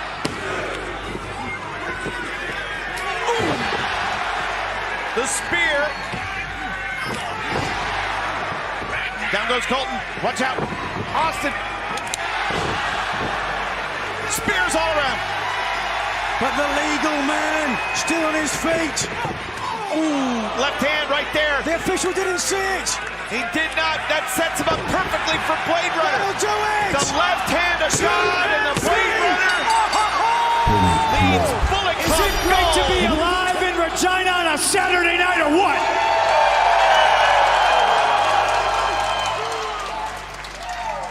I got a big match tonight against Samoa Joe. I don't want to come out here and take up too much of your time, but there's some history that needs to be detailed. And it's not just about me, and it's not just about Joe. It's about everybody here in Regina, everybody here in Canada, everybody here in Heart Stampede Country.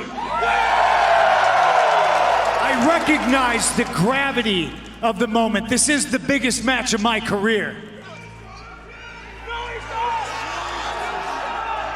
If I could for a moment, if Joe kills me in a dream, he better wake up and apologize.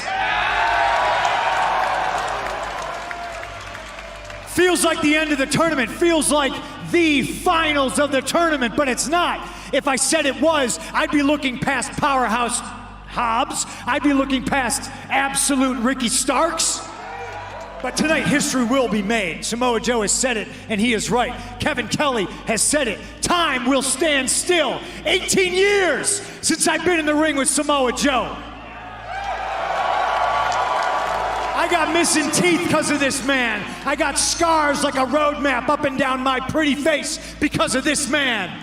Bigger than me, bigger than Joe, bigger than Samoa Joe versus CM Punk. It's one name. And that's who I want to hear you chant for tonight. It's Owen Hart.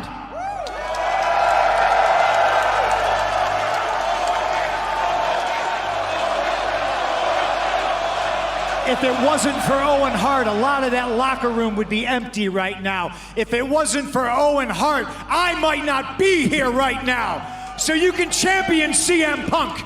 And you can put on a pedestal Samoa Joe, and you can talk about how powerful Powerhouse Hobbs is, and you can talk about how talented Absolute Ricky Starks is. None of us would be here if it was not for Owen Hart.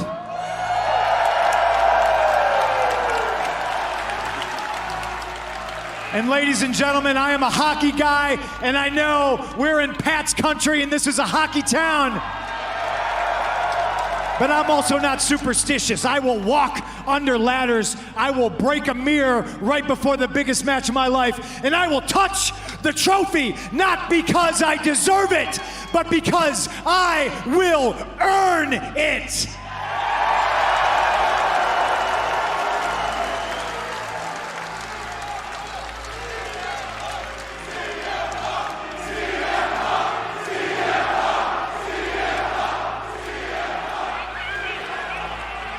Nigel, no matter what CM Punk does to try to get an advantage, either can't get the advantage or can't keep the advantage. That's 100% right. But it is ironic that CM Punk, who said, tell me if I'm telling lies, it was Samoa Joe who has been telling the truth, that nothing has changed, at least thus far in this matchup. CM Punk has got to dig down deep. If there is anything to this strategy, perhaps Punk has been absorbing the damage. Whoa! The knee gave way of Joe. Oh, he could be showing signs of tiredness, perhaps. Oh! Pinpoint is this accuracy. Punk's game plan? I don't know. It could just be fortune favoring the bold or the lucky. Who knows?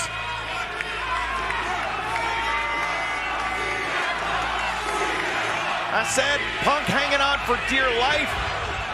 Now there you go.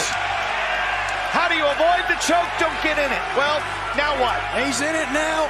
Hopefully his experience in MMA might try to protect him here. He's got to tuck his chin. He's got to protect his coronary. Oh!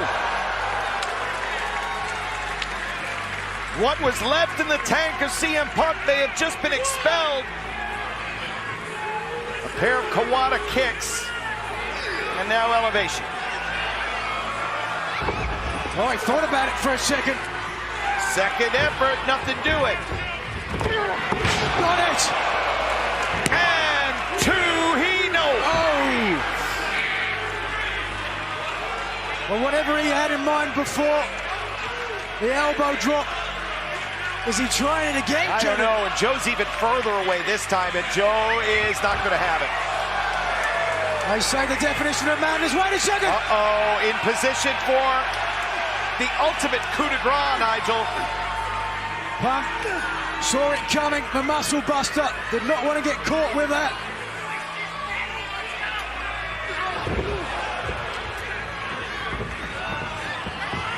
Neckbreaker, turning Joe's momentum against him. And now using Joe's, oh wait, back to the choke. On the escape. Hold on a second. Shoulders down, two in the row of three. He got it. CM Punk wins. CM Punk to the finals of the Owen Hart Foundation Tournament. CM Punk.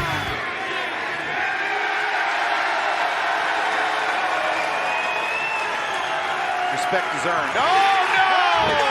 Oh come on! Come on!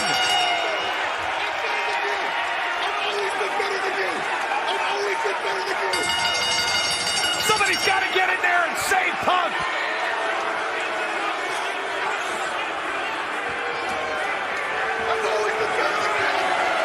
AEW Collision returns live here in the historic Saddle Dome on TNT. CM Punk gained control of the finals of the Owen Hart Foundation. That signature running knee, Nigel, he's got Starks in a bad way.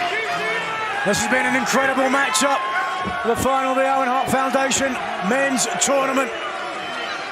Ricky Stark had the advantage for the while, but was unable to put CM Punk away. Unable to put the punker in real danger.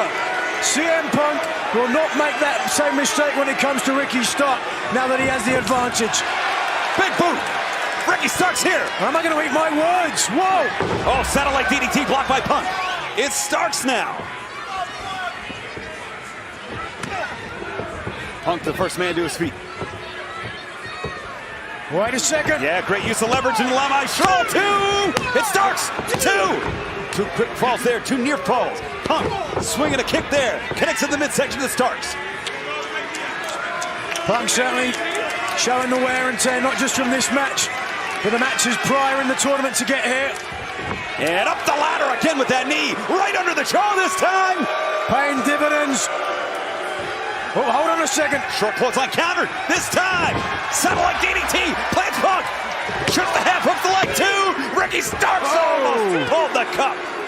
Almost raised the cup. Take a look at that face, and that face too. Starks realizes this is an opportunity of a lifetime. He needs to get urgent. He needs to feel the moment, the pressure. He needs to let it release and finish it here, Nigel. Way up top. Oh! And Punk now. Punk now with the barn door wide open. Hammerlock into the clothesline. Could be it. 2 and no. CM Punk's found a second wind. The wind of change not blowing for Ricky Starks, seemingly. The clutch leads Starks up. Could it be? Starks with desperation, with the clutch slipping away, avoids the kick. Spear! Oh, Punk gets to the outside. Here up to a 3 count there. Starks bringing Punk back into the ring. He's trying again. Ball out of steam, gets Punk. Oh no, wait a second. Front face lock, front face lock. Oh, he's got it. Guillotine from the mount. Oh no, the foot's on the rope. Oh, well done, Ricky Starks. By a literal shoelace. A literal shoelace keeps Starks' Cup's hopes alive. The benefit of all those big matches that Ricky Starks has had is paying off here. But CM Punk will not be deterred. This man, as I have mentioned, is ready to put this beyond the hopes. Looking for the Hurricane Rana. All the way up. Got it. No. Wait a minute. Wait a minute. 2. Oh. 2 and Punk. Starks. 2. 3. Got it. Winner of the men's Owen Hart Foundation Tournament, Absolute Ricky Starks. I've never agreed more with a city in my life until tonight. But before I address what you're saying to me, Shivani, I want to let everybody know, everybody's wondering, hey, what's in the bag, Ricky? What's in the bag? Well, I'm glad you asked. Nothing's in the bag. I just wanted to show off my Louis that I bought after winning the Owen Hart Tournament.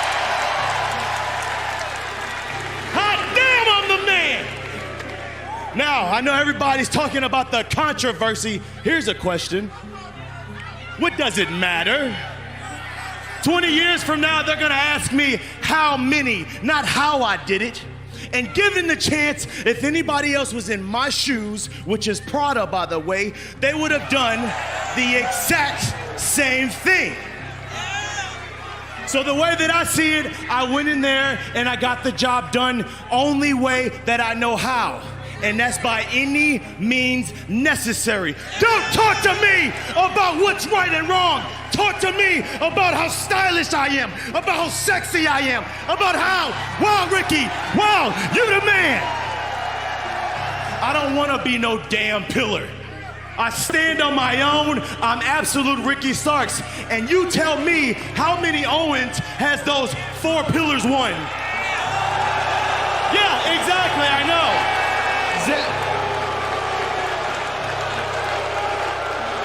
Oh, wait a second. The man that fell victim to Ricky Starks just last week in the finals of the Owen Hart Foundation Cup. Former AEW World Champion CM Punk. I'm not out here to rain on your parade. This is your celebration. I figure you and everybody here in New Jersey figured I'd come out here screaming mad. But I'm not mad at all. If I'm mad at anybody, certainly not you. I'm a little bit mad at myself. And in fact, I look at you right now, I'm honestly kind of proud of you, Ricky. I cannot stand here, an honest man, and say that I've never cheated at anything in my life. And I certainly can't stand here in New Jersey amongst all these people and pretend like they haven't cheated at anything in their life.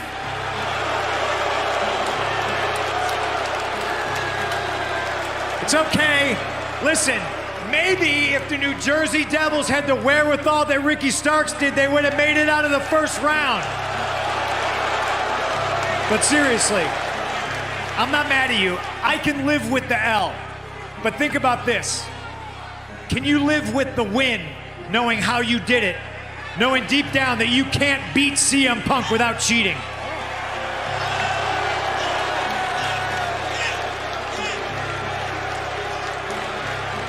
Whoa, whoa, whoa, whoa, whoa, whoa, whoa. Hey, Punk.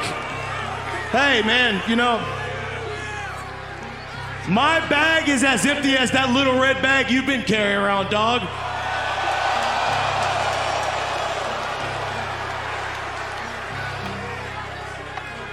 You want a shot at what's in the bag, Ricky? Or are you like Little Max and you just don't want me to have it? I am the real world's champion. There's been a lot going on, a lot of controversy surrounding one man named Ricky Starks, and you've been carrying this bag around with you. I wanted to talk about what is in the bag, then explain that, among many other things to talk about. There has been a whole hell of a lot of things going on here in AEW, ladies and gentlemen. But before I talk about the bag, Hartford, how are we doing tonight? It's been weeks of rotten travel. I just showed up here about 2 hours ago, and I want you to know that I would never let you down. I always make my towns, and I show up for the people in the building.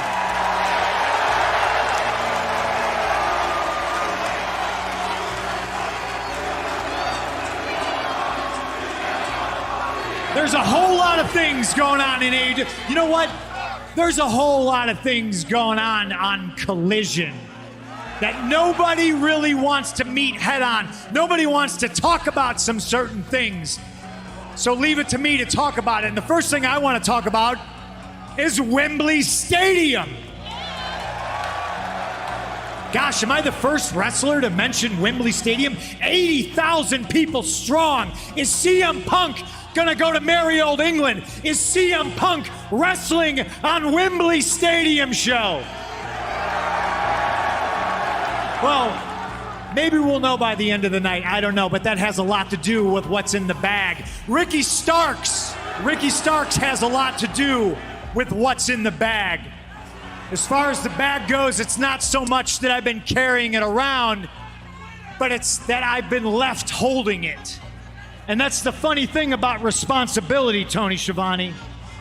It sucks a lot of the time. Sometimes you gotta wake up and do some things that you don't want to do because you're the responsible adult in the room. So what's in the bag?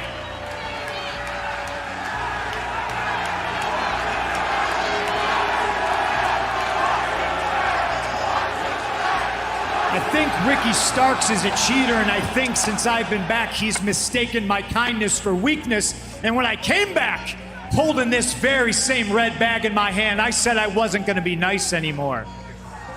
So ladies and gentlemen, this is me not being nice anymore. Because the truth doesn't care if you're nice. The truth doesn't care if you're right or wrong. But in this case, I'm right. And I'm the champion.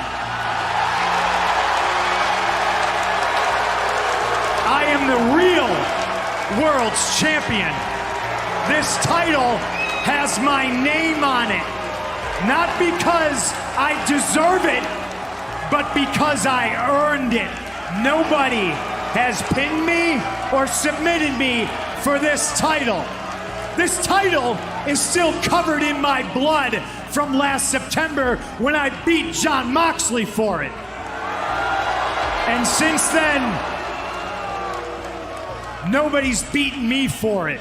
It's got my name on it. It's got my blood on it.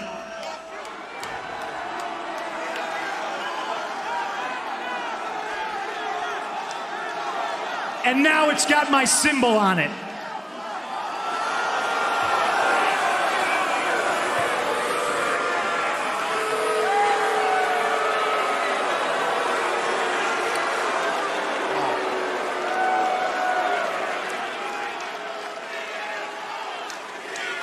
This X has represented CM Punk since 1997. This X is the foundation I have built my professional wrestling career on. This X means I'm straight edge, and straight edge means I'm better than you. This title is mine. It belongs on Collision, and this title is not stolen, unlike my catchphrase. I am the real world's champion. Whoa. Hold on. Hello. Before I go any further, we're gonna do a real entrance, all right? So man in the truck, go ahead, play my music, and y'all act like y'all didn't just see me, all right?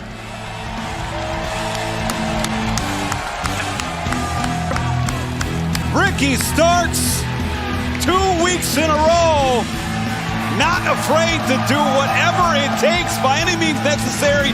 Main event Ricky, picking up the victory in the Owen Hart Foundation Cup, Nigel. You know, that was a great old story you told there. But to be honest with you, Ricky's kind of sold on gold right now. And the way that I see it is, regardless of how you feel or how I went about things, you would have done the exact same thing. So I bit you before you could ever bite me, pal. What you hold in, listen, get this shit out of here. What you have on your shoulder right now belongs to me. I feel like I am owed that. Whatever you have is mine. I have beaten you not once, but I've beaten you twice. And that is more than anybody else can say. So, the way that I'm standing here right now, honestly, not only am I the real world champion, but I'm also the face of Collision. Are you the face of Collision, Ricky, or are you the face of cheating? Did you beat me twice? Or did the referees beat me twice? Brother man, I could have Stevie Wonder as my ref and I would still be able to beat you. So the way that I see it is a win, and that title should belong to me, to moi, to Ricky Starks, to Absolute, to the man with the plan. Sounds like Ricky wants a title shot, Tony. No, it's not that Ricky wants a title shot. It sounds like Ricky wants a title shot, I deserve a title shot.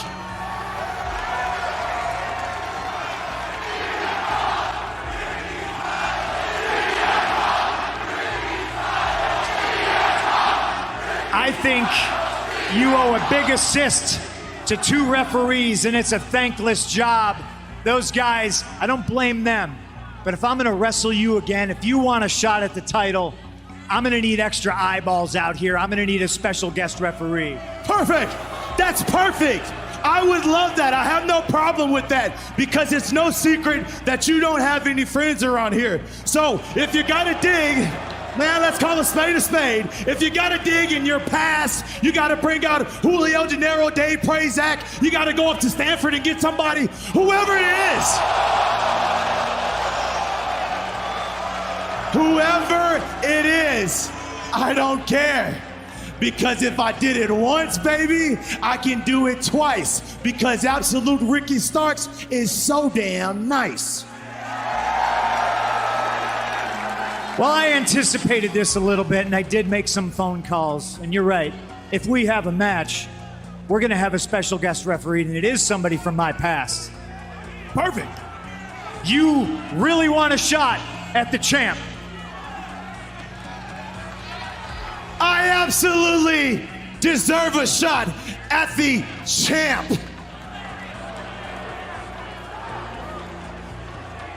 You got it. Looks like we have a match next week on Collision in Greenville, South Carolina. How about that? Hang on, Ricky. Tony, I feel like you should do the honors. You want to tell him who the special guest referee is going to be? I'd be honored to. Next week, Greenville, Collision, live on TNT, the special guest referee, Ricky the Dragon Steamboat!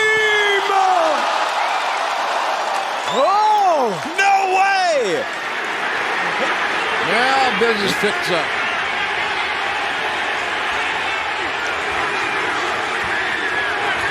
And double leg takedown. Stark stacking Punk up. The legs are on the ropes. Steamboat doing his job, fairly and honestly.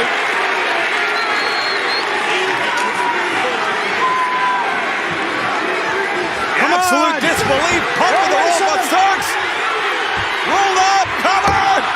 Two, and Starks falls to Punk. With this match, and still the real world champion, CM Punk. That's how fast they can end, fellas. That's 3 seconds that Ricky Starks will never forget. And CM Punk, some might say, is fortunate enough to be able to walk out here as a champ. Certainly would agree with that, JR. Ricky Starks was within a whisker of becoming the real world champion. And were it not for the original official being knocked out, I dare say he would be.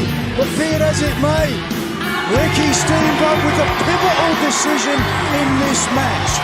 He's right, calling right down the middle to the Dragon. He is at the top of his game. If he trusted himself, if he found that trust to be in the main event on live television. What the hell? Oh, come on! Look at this. Starks mounting Steamboat and hitting the veteran in the face. Oh, the Hall of Famer's down. Come on, that's taking it too far. He's looking to embarrass him now, JR. He's looking to make him regret. Oh, he's flipping Steamboat like an animal. My God, the leather on flesh. All right, enough.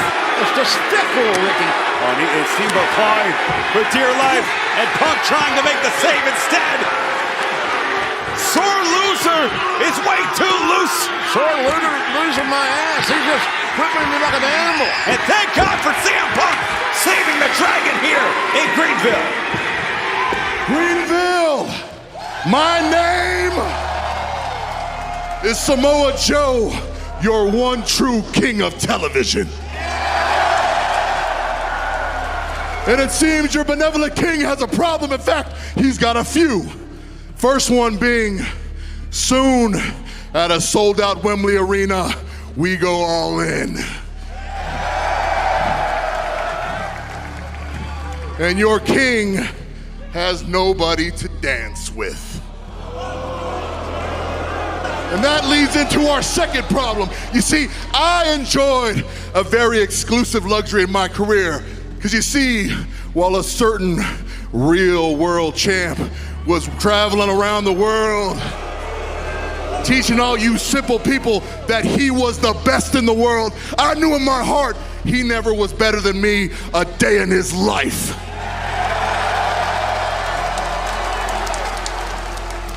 But recently, I lost that luxury at the Owen Hart Invitational. And you know what?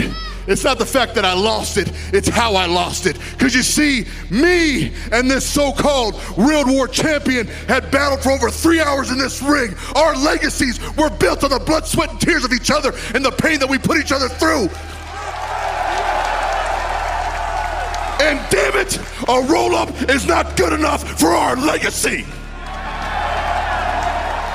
So I come here, champ, and I come here as a courtesy to ask you to give me what I want, to ask you to give these people what they want, to ask you to give our legacy what it deserves. You and me, with the eyes of the world upon us, giving these people everything that we have. But know this, champ, my courtesy only extends to this week, and if you make me wait till next week, you best believe I'll convince your ass. Punk! Loud and clear, the Ring of Honor World Television Champion challenges his greatest rival, CM Punk, for Wembley, Nigel. Boy, Joe dominant. We turn to another superstar who after last week is back on an upward trajectory. Punk Powerplex, and now it is CMFTR with an opportunity. They've isolated King. They're looking for the Shatter Machine, and King is just a monster. King fighting out of the clutches of 3 men. Oh, Shatter Machine, Super Shatter Machine. And, Meteor from Matthews. Harwood, Brainbuster. Running knee is a thing of beauty. Oh! Kicks. And you can tell they're connecting. You can hear the connection. Hung now to one knee. Greensboro has come to their feet. And main event tonight. Wow, Punk driving Black into the barricade. It's Harwood up top. Flying headbutt. Cover. We gonna do champions, and it's gonna go. Wait a minute. Trapped him now. Wait a minute, Samoa Joe. Samoa Joe is choking out Punk. Samoa Joe said he wasn't going to ask anymore. Julia Hart up on the apron. Brody King with the lariat. Hooks the leg. 2. House of Black retains. Sounds like somebody got run over by a truck. Named Brody, the Brody model. World Trios Champions, House This last week on Collision, Samoa Joe choked out CM Punk, but hold on a second. The Golden Vampire going after Samoa Joe, trying to get a quick start. He's going to fire up Punk. He is going to fire up Joe, no question about it. Oh, well, he just may have wait a second. Cost himself some money. Wait a minute. Joe is rocked, folks. Joe is rocked. What in the world is this? Come on. This unknown is Golden Vampire. Look.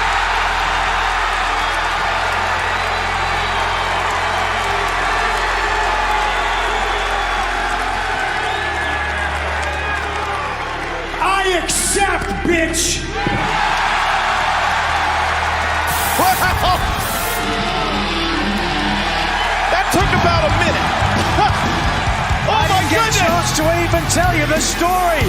Samoa Joe challenged CM Punk to a match. Punk chose not to respond, so Joe choked him out. Didn't ask him a second time. Now Joe got the answer, but perhaps not the one he wanted.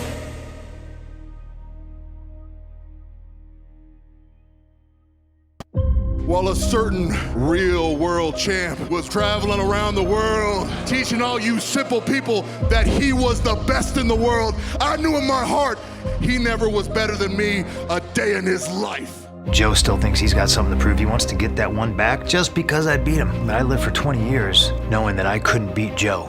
The job is to beat me, not to survive me. It wasn't him conquering me in that ring. It was him escaping me. I want to pick a fight in London, England, and damn it, you won't give me what I want. I've never said no to a fight.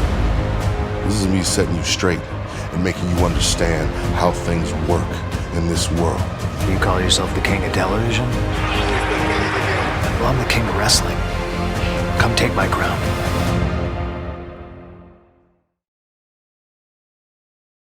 And what a start for this broadcast.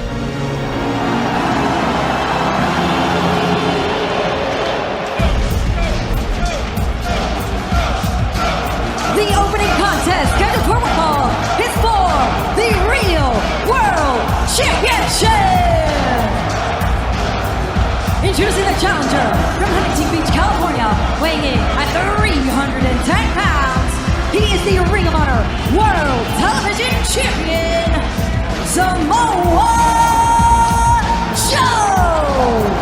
Nigel, for nearly 2 decades, Samoa Joe had CM Punk's number, but then just a few weeks ago, that was no longer the case. Well, that's indeed the case.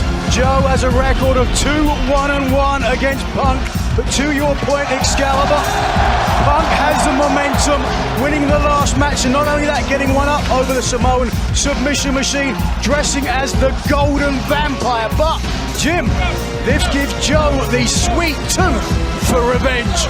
Yeah, this is going to be a great one. It's too close to call, quite frankly. Both these guys know each other very well. They're both physical. They like to whip ass. Let's see you. Let's see you guys whip some ass here in Wembley.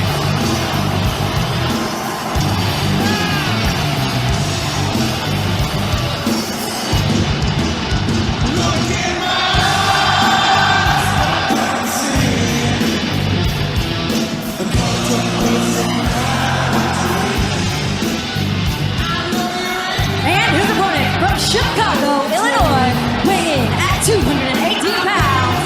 He is the Real World Champion, CM Punk. CM Punk wearing what he calls the Real World Championship because he was never defeated for the AEW World Championship after winning it nearly 1 year ago at All Out. The title was vacated due to injury. CM Punk with the ring jacket harkening back to his days in Ring of Honor as referee Paul Turner calls for the bell, and we are off to the races in London. Boy, this should really be good. I can tell you that right now. There's 80,000 folks here that think so too.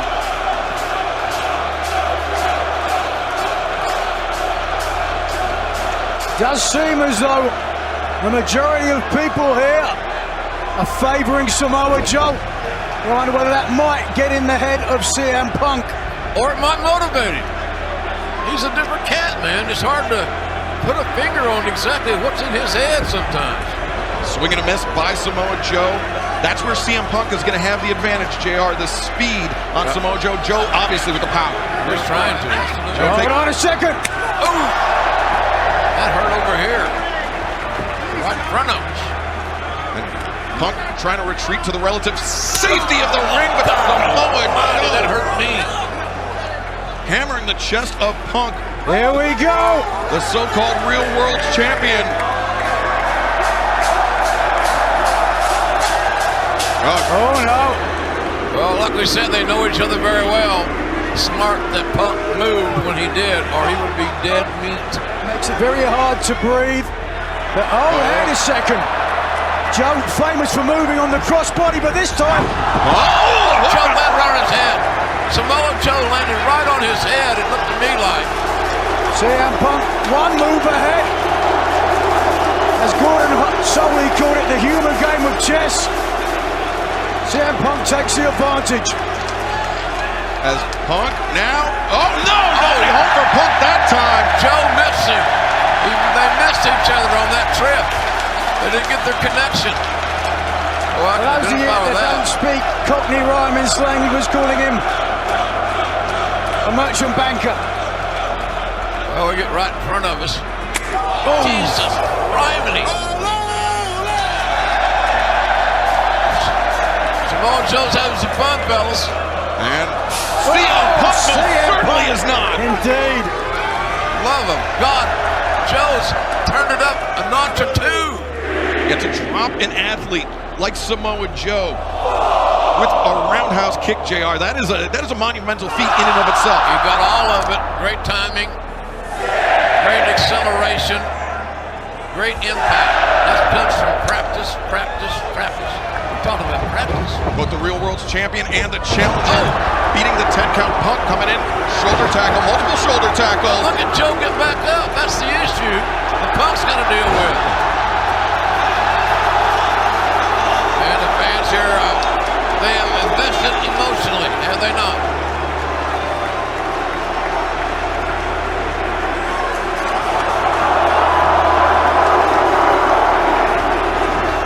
CM Punk drops the leg, the cover. Oh no! Samoa Joe gets down violently. CM Punk was making a mockery of the Ring of Honor World Television Champion. And now it's Joe that's going to come crashing down on top of CM Punk. It's still anybody's ball game here. Punk bleeding, been beat up. And now Samoa Joe pulls a page out of his memory book. Oh, Punk reverses elbow strike, accelerates into the rope. Power slam! What a throw!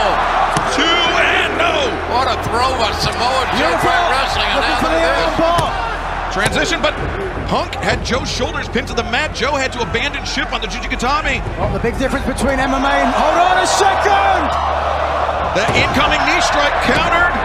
2 and Punk kicks out, but Joe anticipates it. Joe's waiting on that. Transitions over into the STF. Punk in the deep water, Nigel. And now for CM Punk, can you imagine how ignominious it would be to tap out? But what will have to be the final match between these two. And JR, think about this. Punk, if he wants to make the crawl to the ropes, not only does he have to carry his own body weight, but he's got to carry 300 plus pounds of Joe. But no, the roll-up. Again, Joe forced to abandon ship. I say good luck on that theory, but you're right. The roundhouse. Again, Joe went down quickly on that kick. Punk now with the advantage. Drops the knee pad. Second time he's looked for it. Likes that rising knee strike in the corner, but ST Joe! Too big, too strong. The veteran knew what was happening. 0 for 2. And Samoa Joe may be ready to put this away.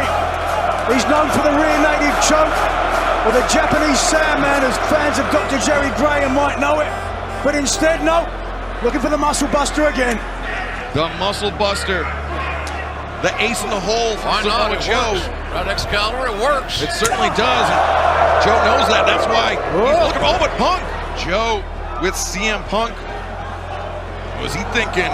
Avalanche Brainbuster. They seem to both be looking for one big move. I don't know if that's strategy. Sheer desperation there by CM Punk. Biting at the head. Wembley doesn't like it. The damn man. Oh, but biting. CM Punk now looking for the Pepsi plunge. Joe face first. There's a cover. And Punk has done it. Are you kidding? What a strike by Joe. Still, and it's the over. real world champion, CM Punk. Nigel, that Pepsi plunge on an athlete the size of Samoa Joe, just so dangerous. Joe effectively just put to sleep before our eyes. Essentially, Joe's weight was used against him, propelling his head and his neck into the mat for added momentum. CM Punk starts off our broadcast, sets the tone tonight with a victory over longtime rival Samoa Joe. Two guys that are, I believe, in my opinion anyway, credit to the pro wrestling business. Pro wrestling needs more CM Punk's and Samoa Joe's in my world. No doubt that both men have inspired another generation. They certainly have, but I mean, we would be looking too far ahead were we to count out Samoa Joe and CM Punk, yet they have so much left in the tank, and CM Punk with what he calls that real world championship, ready and willing to take on all comers. It wasn't pretty sometimes, but it was tough. That's what we like. A great sign, great show of respect by CM Punk. What he calls the real world's champion, victorious tonight in our opening contest. But fans, we only go up from here. All in London. Wembley Stadium. CM Punk victorious in 5 years after the original All in Chicago.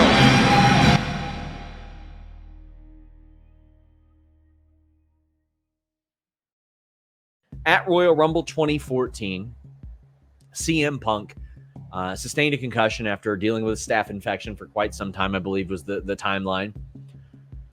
And a series of situations led to him walking out on WWE. They later fired him. He did a podcast with Colt Cabana where he took aim at WWE and Dr. Chris Amon. A lawsuit was filed that led to the deterioration of his relationship with Colt Cabana. Both of them were sued by Dr. Chris Amon, who was allegedly financed by WWE. CM Punk, years later, would come to AEW where Colt Cabana already worked. There were rumors that Colt Cabana was pushed out of AEW by CM Punk. Colt Cabana, a good friend of many on the roster. CM Punk did not like that word of this had emerged. He said it was false. Tony Khan also claimed that it was false. And as a result, it led to him pointing the finger at members of the Elite. Hangman Page made a reference in a promo to the deterioration of that relationship between Colt Cabana and CM Punk. That led to issues between CM Punk and Hangman Page, led to issues between CM Punk and the Elite. A scrum was held after one of his return matches at All Out last year, where he voiced these frustrations towards Hangman, towards the Elite, towards Colt Cabana. Afterwards, the Elite approached his locker room. The fine details can be found in other live streams and reports. And a huge brawl broke out that saw people in talent relations, roster members, all suspended. We do not know if Punk was actually suspended because he actually sustained an injury at that point. He returned from injury, had a show, Collision, that was largely created in his image, likeness, and vision.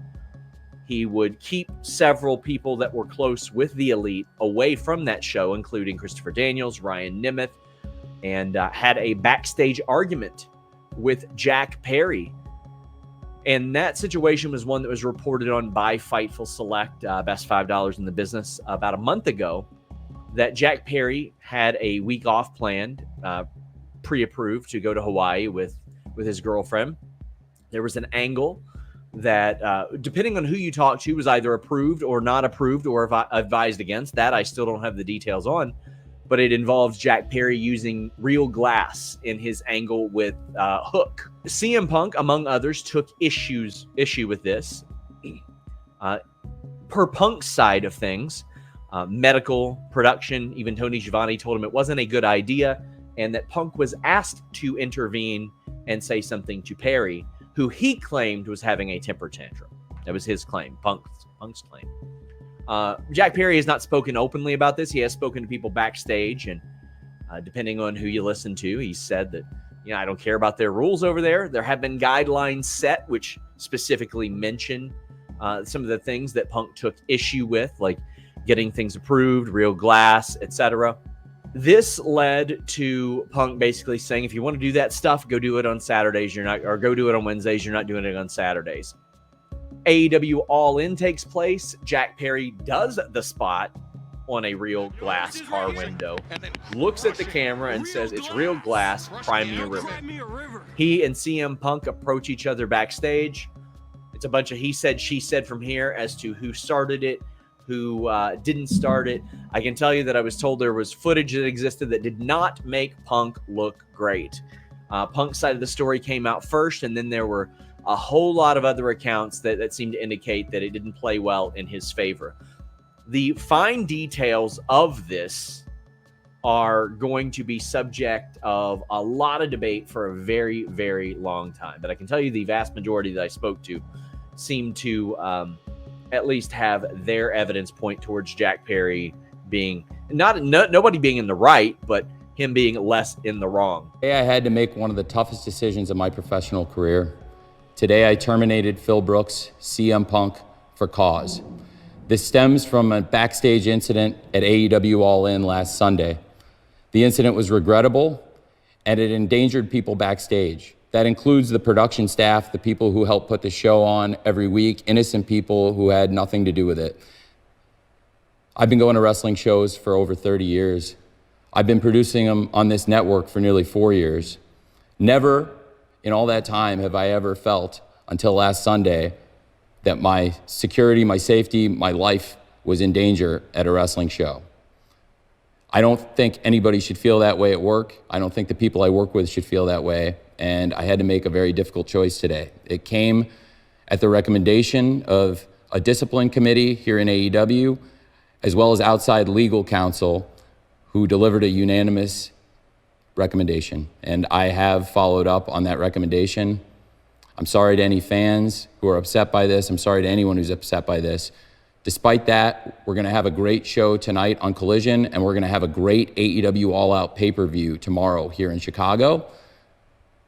Last weekend was the greatest weekend in AEW history. This is the greatest week in AEW history. We're going to continue the great momentum here tonight on Collision and tomorrow night on All Out pay-per-view. Please subscribe to Dropkick Wrestling, and if you would like to have your name on the screen just like these amazing people, then please go over and pledge to our Patreon, where there are more videos just like this one and you get early access to them. But there's also Patreon exclusive documentaries such as The Summer of Will Ospreay or The Ultimate In Memoriam for Bray Wyatt. So if you would like to have your name on the screen and get early access to these videos and exclusive videos, please go over to our Patreon, which is linked below, and also please subscribe to Dropkick Wrestling. Thank you.